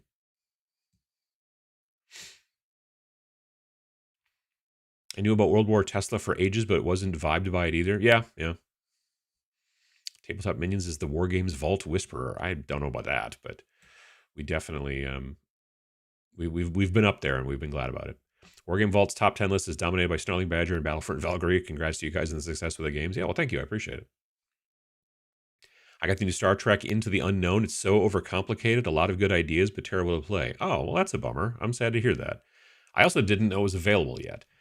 Like, they were like, originally they're like, oh, it's coming out in Q3. And now I'm like, well, it's the end of the year, and I still haven't seen it in a single store or anything like that, so I'll have to take a look online. But it's a bummer that it's so complicated, too. Because the models look really good. But it's also not cheap. I swear to God, I saw the retail on it for that starter box was like $150, which I was like, yeah, I don't know. I'll have to do a little bit more research on it. Do you expect more FDM printable war games to come out in 2025? I mean, maybe. I think that because of the success of Bamboo Lab, maybe that's a thing. Maybe that becomes a thing where they're like, oh yeah, well, because you can now get a pretty decent looking print, we can make more stuff like that. Like I've already had some ideas. I think it'd be fun to make some like a spaceship game. Nothing that looks particularly like Battlefront Valkyrie, but I have some ideas actually for some spaceship designs that I think would be fun to mess with and see if I can get them to print in FDM. Because as I've been saying, I've been doing a little bit more sculpting here and there. Very simple, like what do you call it? Hard-sided stuff, not hard-side. Basically stuff that's not organic. You know what I mean? A lot of straight lines. I've been doing a little bit of that for terrain stuff, and I would be interested to see if I could make some ships, that are maybe, I don't know, not huge, but also not small. Like I think it would be fun to make a game that was a spaceship combat game, but was slightly larger scale than like the biggest ships in. And you have no, you could be watching this in your phone. I don't know, but this is not a 1-to-1 scale, but this is about, I'm going to say about 3 inches. So some of these ships are about as long as 3 inches, the biggest ones, and some of them are considerably smaller. But the 3 inches, roughly a little bit over 3 inches, is the biggest that the wargame, the Battlefront Valkyrie ones are. Boink, right there. So like the biggest ones over here, the big heavy cruisers or whatever, that's about as big as they get. I think it'd be interesting to make a ship combat game that was maybe a bit bigger, maybe where like the biggest ships were 5 inches or something like that. And design it to be something that was FDM, designed for FDM or something like that. I don't know. Be kind of cool. I don't know. Vince and I've literally never talked about doing a game that is ship combat, but I don't know. Someday in the future, maybe. I don't know. It would be kind of interesting because I'm not sure if Vince has played ship combat games. I have.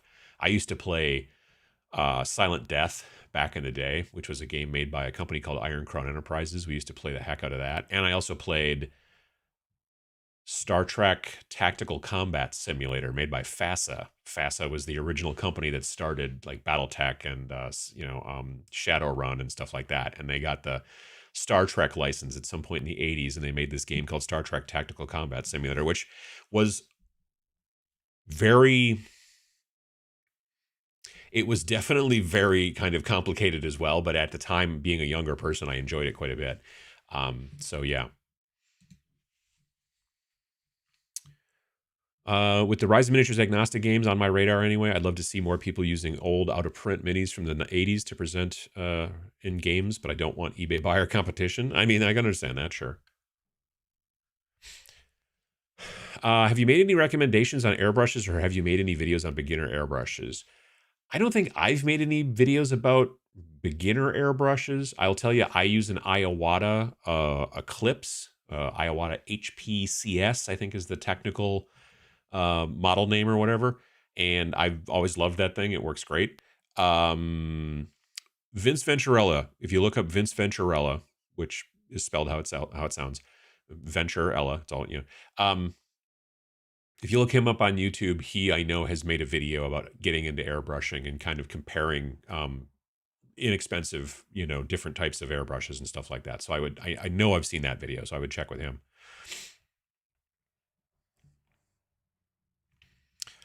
Alas, Goonmaster Possum print did not succeed. Oh, that's a bummer. What happened? Did it fall off the thingy? The plate? Or did it, did something happen?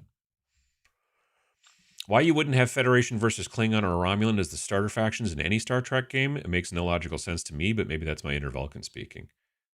Oh, in the one from WizKids, right? Because I'm like, well, these guys are kind of Federation. I'm looking still over here at the at that. I'm like, well, that's kind of Federation versus Klingon, but you were talking about the other one, yeah. That isn't. Well, I think it's because they wanted to go with Next Generation, and the Klingons weren't. Yeah, I don't know either. That's a good question. I think the Klingons weren't the bad guys as much, obviously, in Next Generation, right? And so that's why the Dominion was a scarier whatever group, I guess. Yeah, you need the wristband for LVO. That's what I thought.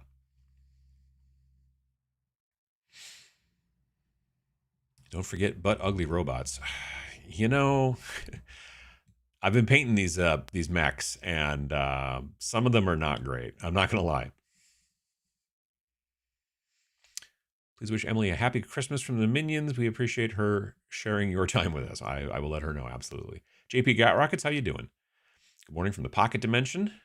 Overslept. Well, that'll happen.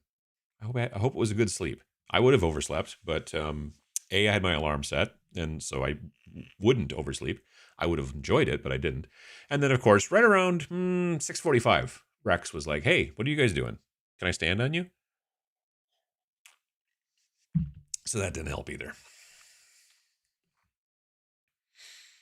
Let's see. I've already purchased the con badge, but I wasn't sure if you needed to buy tickets for, say, the 40K narrative to use any table. Do you know if there's been a free play area? Oh, I see. Okay, so you've already got a badge. That I don't know either, frankly. I would expect if you've got a badge and you're playing on a table that isn't going to be used for anything today, I don't think they would bust your chops. Now, that being said, there probably won't be any terrain on it, so you might want to bring your own terrain and all that kind of jazz. But that I don't know. I don't know that they've ever said that there's an open gaming area, but it would be weird if there wasn't, because like the 40K tournament there is like the biggest one in the world. It's monstrous. But they also have plenty of space, and there's other places where there's nothing going on. It's sometimes, you know what I mean? Like, oh, there's going to be a Star Wars, Legion tournament here tomorrow, but for right now, they got nothing on those tables. You're fine then, probably, but I don't know that for sure.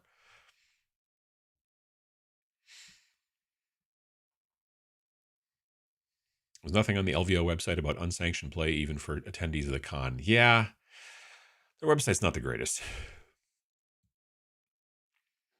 I guess the never grow is an exaggeration. Sure, exactly.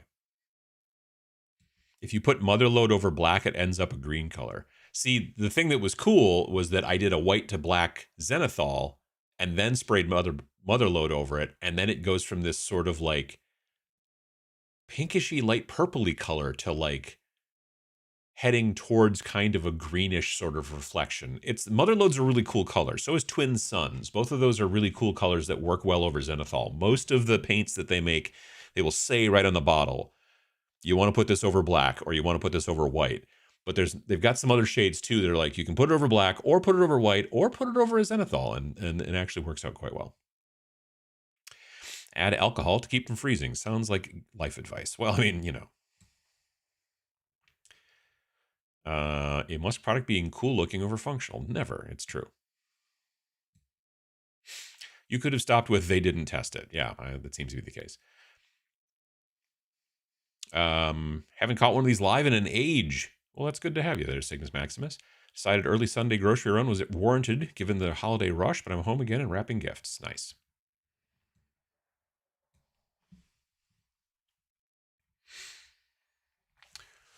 Thanks for answering the LVO questions. See you there in January. Have a great holiday, Uncle Adam. Absolutely. Turbo Dark on cars will be awesome. They will look like Hot Wheels. That's true. Yeah, I can see that. Turbo Dark paints are great for doing metallics when you don't want them to look like normal metallics. Yeah. Eldar squats. Yeah, I can see that for sure. Excuse me. GW has made some nice PC games, Bolt Gun and SP2. Probably Space Marine 2? P next to the M? No, I don't know. We're going to see more franchising in 2025 from them. Oh, I'm sure. I'm sure there's other games in the pipe. Absolutely. Have you heard about the speed paint markers from Deep Cut Studios? Goobertown did a video about them. I've heard about them. I haven't watched the video yet. I got a friend who works for a company.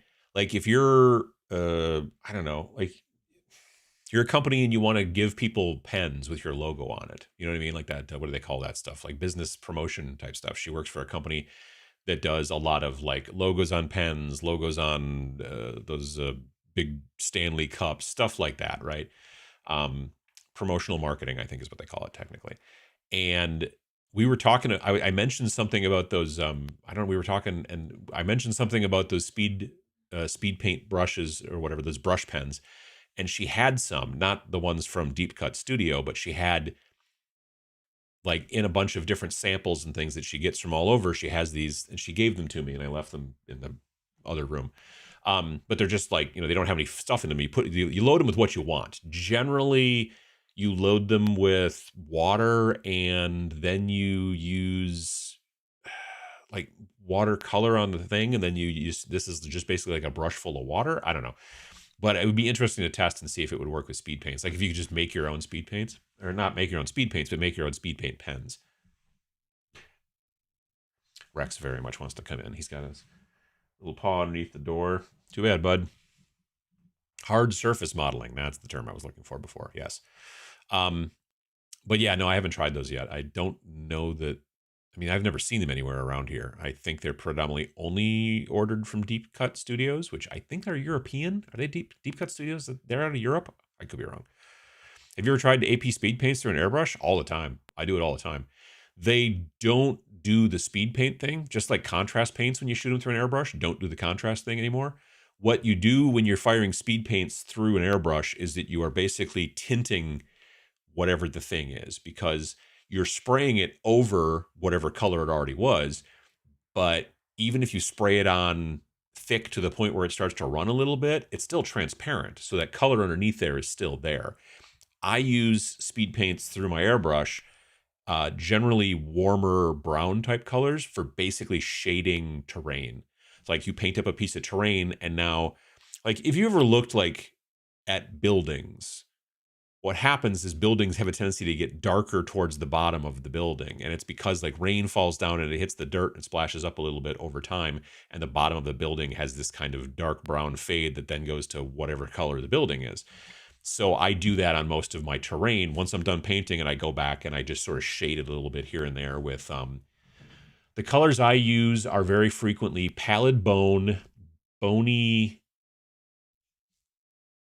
is it bony matter? I think it's bony matter, pallid bone, bony matter. And sometimes when I really want to darken something up, I'll use like leather brown, I think it's called, or something like that. Hard leather, I think. Hardened leather. Yeah. So those are the colors that I use. I have never really tried using reds or blues or greens too much. I guess if I was painting trees, you know, like the, I don't know, like the GW trees that you use when you're playing like Sylvaneth and stuff like that, I could see using some green shading in the leafy bits or something like that. But yeah, like I said, it does not do the speed paint thing where it like flows into the crevices and does all that kind of stuff. When you're spraying that stuff, you are basically laying down like a filter, is what they call it in scale modeling. So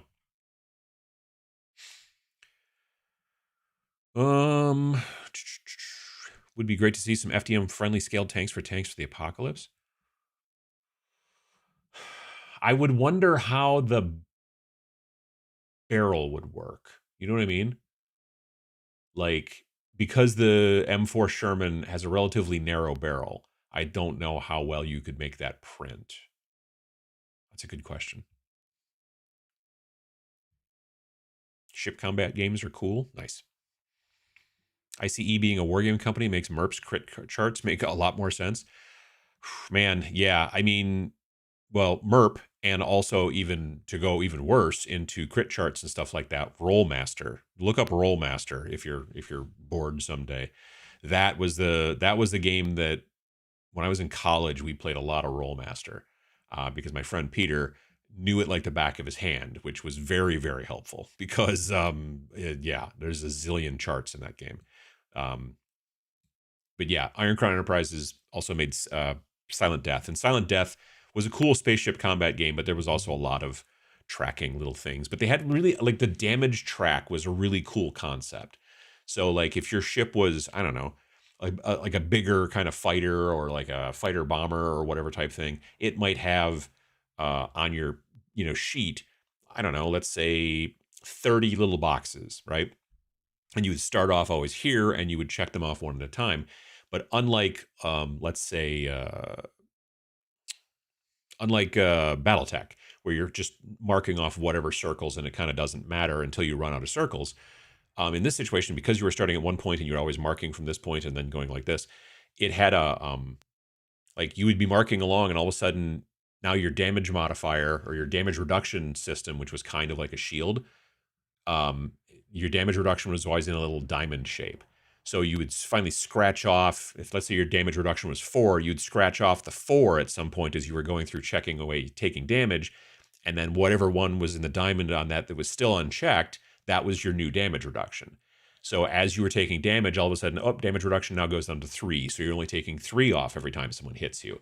And then like engines and this and that and weapons. And so as you were going through and marking off these things, there were little things in there, little symbols in there. So now you know, oh, I lost point defense, you know, so I don't have that anymore now or whatever, because I've taken so much damage at this point. And it was cool. It was a little fiddly, but not too fiddly. Most people just use like, you know, like you put them in those plastic sleeves and use the erasing marker thingies, and it works out fine. But especially when you played big honking games at conventions, there were times you would just be sitting there forever and people would be marking off like little damage and stuff like that, and thinking this would be better as a video game. You know what I mean? Like it would just make more sense if this was a video game, because there's so many things to keep track of, and computers are good at keeping track of stuff. I do wonder if making Star Trek games fairly complicated is part of knowing their audience. As a Trekkie, I can safely say we tend to like that kind of crunch and the complexity. I mean, potentially, yeah. I think it would be interesting for me as a person who played Star Trek Tactical Combat Simulator way back in the day. It would be interesting to go play this and then go, well, yeah, it's crunchy in comparison to today's games, but it's not that crunchy. I don't know. I'll be very honest with you. I don't want to play too much crunch these days. You know what I mean? Boiling hot water is great for cleaning out airbrushes. No kidding. I recommend an Iowata Nito.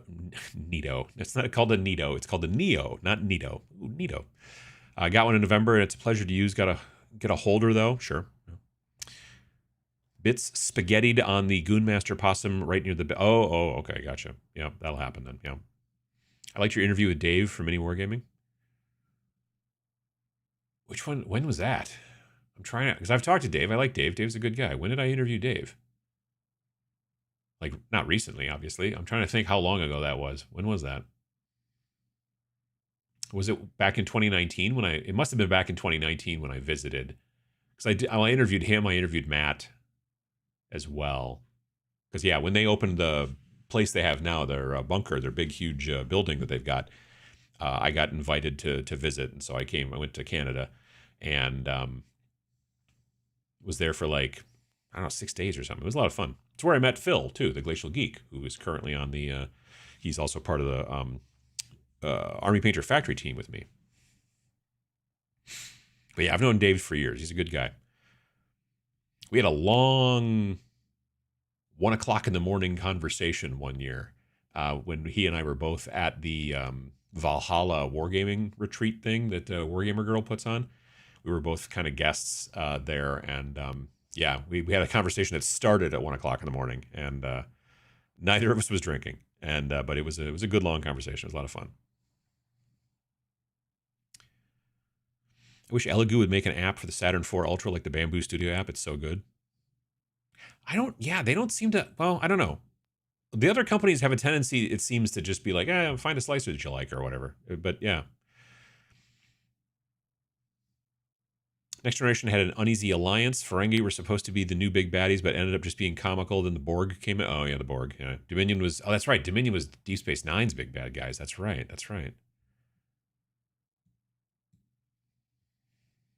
So how does BF compare to Full Thrust? Battlefront Valkyrie, you mean? Red Chicken Rising? I don't know a lot of those. I've heard of Full Thrust. I've never heard of Red Chicken Rising. That sounds like you made that up. Gobs, that sort of sounds like it made up, but it's funny to say. And Sky Full of Ships. That sounds like an actual game. But Red Chicken Rising and Gobs, I don't know about either of those. So I can't give you an example of how they compare.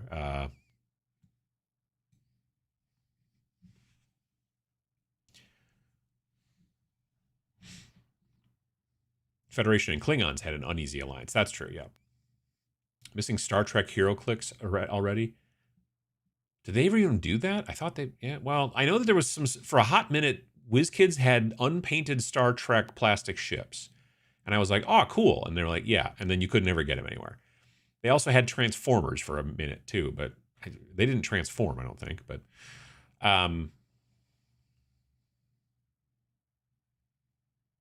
let's see here. I got BFG for the Space Battleship Itch and War at Sea for World War II. You know, I'd like to get Space Battleship Yamato if it is still available, but it is hard to buy. Bought a Star Trek game starter for HeroClix back in 2012, but never saw boosters for it. That's a bummer. I found Ohuhu. I'm going to take your word on that. Acrylic markers, and they work on minis. 30 for $35. Wow, that is a pretty good deal. Or 30 for 35 markers. Wow, yeah. Got a bamboo A1 myself, and I printed up like 8 to 10 OPR armies with the 0.4 nozzle, and it's not bad, but the 0.4 or 0.2 for sure if you're willing to wait for the time. Yeah, because it is a lot. Like I said, when I printed the Battlefront Valkyrie ships, and then I printed in 0.4, and then I went through and did them in 0.2 and went through and changed some settings and stuff like that in the profile thing for the app. At least 3 to 4 times longer it took to print, but boy, they looked real nice. sepia speed paint through the airbrush on the bottom terrain is the goat. Indeed.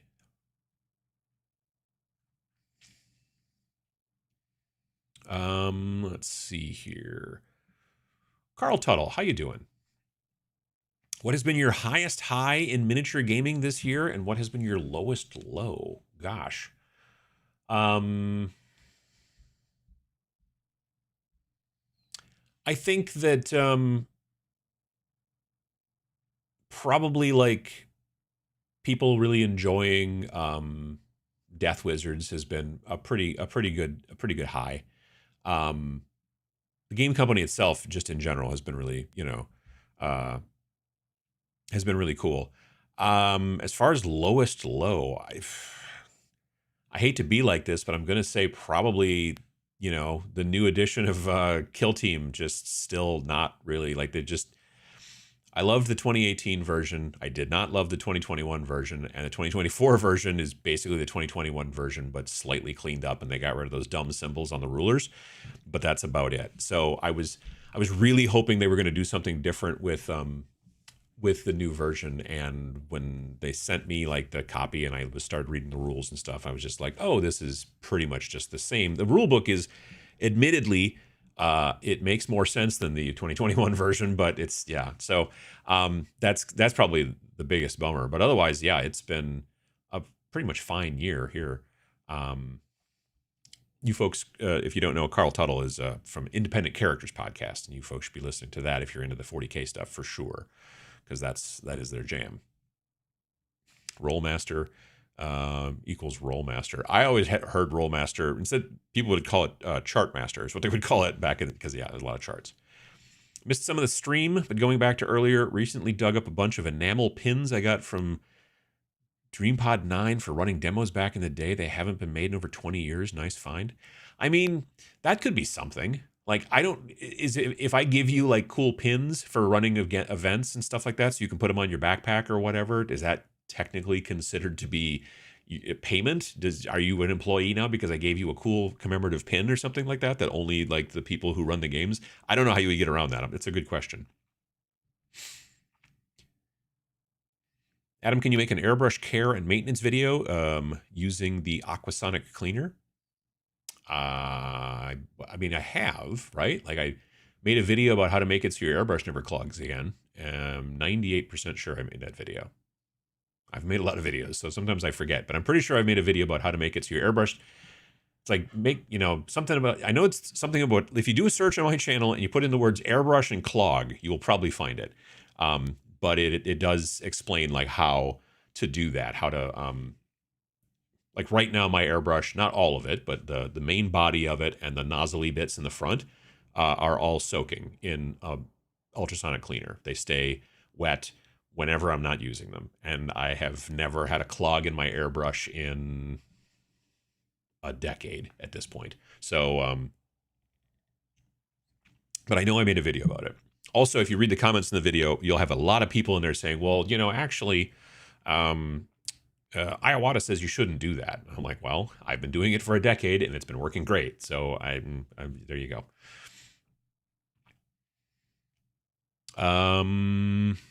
One of my coolest projects of last year was scratch building 3 sentry guns for Gaslands. Nice.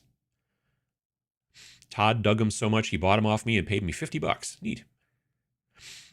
Good morning, everyone. Cast Iron Whiskey, how you doing? Hope you're all having a fantastic day, and don't lose any tiny pieces to the carpet. That is always a concern, for sure. You played Rollmaster? You have my sympathy. Yeah, like I said, the benefit is that my friend Peter, who was the DM, was incredibly knowledgeable in it. So it was actually relatively painless. It has left deep scars in my RPG psyche. It's fine. Hard to believe Silent Death was from the same company. I mean, probably different people, obviously, but yeah. Silent Death sheets a bit like HeroClix, whereas you take damage. Yeah, so it was like, HeroClix, as you turn the dial, stuff changes as you get worse and worse, and sometimes better. That's what things sort of interesting. Like there's certain creatures or characters or whatever in HeroClix that I remember back in the day that as they take damage, they get stronger because they get ticked off or whatever, that kind of thing. So having that ability, spaceships don't get ticked off except in Event Horizon. That's a different story altogether. But in this game, you would basically just take damage. You would get worse as you took damage in Silent Death. But in Silent Death, yeah, if you were thinking about it from the same way as the clicks and the hero clicks, it's the same thing, just on a piece of paper and a track. You know what I mean? But it was kind of a smart idea. I thought it was always interesting. Like GW kind of did a little bit of that with like bigger creatures and vehicles, where you're like, once you take this much damage, now your speed changes and maybe this happens and da-da-da. But it's not as granular. They were just basically, you hit this level and now this happens. Whereas with the tracks, the damage tracks for Silent Death, you could really just be like all over the board and really change things. And it was really kind of interesting. Still play Silent Death and can games every year. Full Thrust is still my favorite fleet game. Nice. Valhalla in the springtime now. That's right. I just read about that recently, yeah. Isn't a transformer that doesn't transform just a robot? Yes, mainly. Yeah, it's true. I really did like the 2018 version of Kill Team as well. I haven't given the new version a fair enough shake yet, but looking forward to it. For I just don't like the army building. That's really the main part for Kill Team. The army building really bothers me. The way that it is very just like, well, you take this type of army and you go, and like, it's always like with this. I had a Necron Kill Team that had Immortals in it, Warriors in it, a single Death Mark, and also a couple of flayed ones. It was a lot of fun, and I really enjoyed playing it and stuff like that. I had actually a bunch of them, but that's the big one that I can remember always off the top of my head. And you couldn't do that now because they're like, you could take two different types of fire teams, meaning you could take, say, Immortals and Warriors, but then you couldn't take Death Marks, or you could take all Death Marks and all flayed ones, which is weird. And it's just, yeah, I just didn't like the way they did it. So, well, folks, it's 11 o'clock in my neck of the woods, and so I've got to get some things done, and then we're going to go to the in-laws, and then I got to come home and get more things done, and just, it's nonstop pretty much because of the holidays. So I hope that you all folks have a good holidays if you so choose to do so. If you're into that kind of thing, have a good new year. We'll be back here in 2 weeks, so it'll be after the new year. And then we'll go from there. I'll be streaming tomorrow night on Twitch. Again, about 7 p.m. Central Time is when I start. Yes, it is. Monday. Yep, yeah. And then I won't miss anything this week because Christmas is in the middle of the week. So it's like Christmas is Wednesday. So yeah, nothing should be screwed up by holidays this year, except for the amount of time I have to do things, but that's fine. So yeah, everybody have a good, hope you have a good holiday if you're into that kind of thing. And if you don't, just things generally have a tendency to slow down and be a little bit quieter than the rest of the world. And then, maybe that's cool for you too. And yeah, we'll see you folks again in a couple of weeks here. Have yourselves a good rest of the weekend or early part of the week, however, it depends on where you're at right now. And also remember that the Tabletop Minions Awards will be coming out on Friday, so less than a week away. Tabletop Minions Awards for 2024. And oh my goodness, we will see how that works out and what people think about it, I guess. But that's pretty much about it. And so have a good rest of your day. Thanks for watching.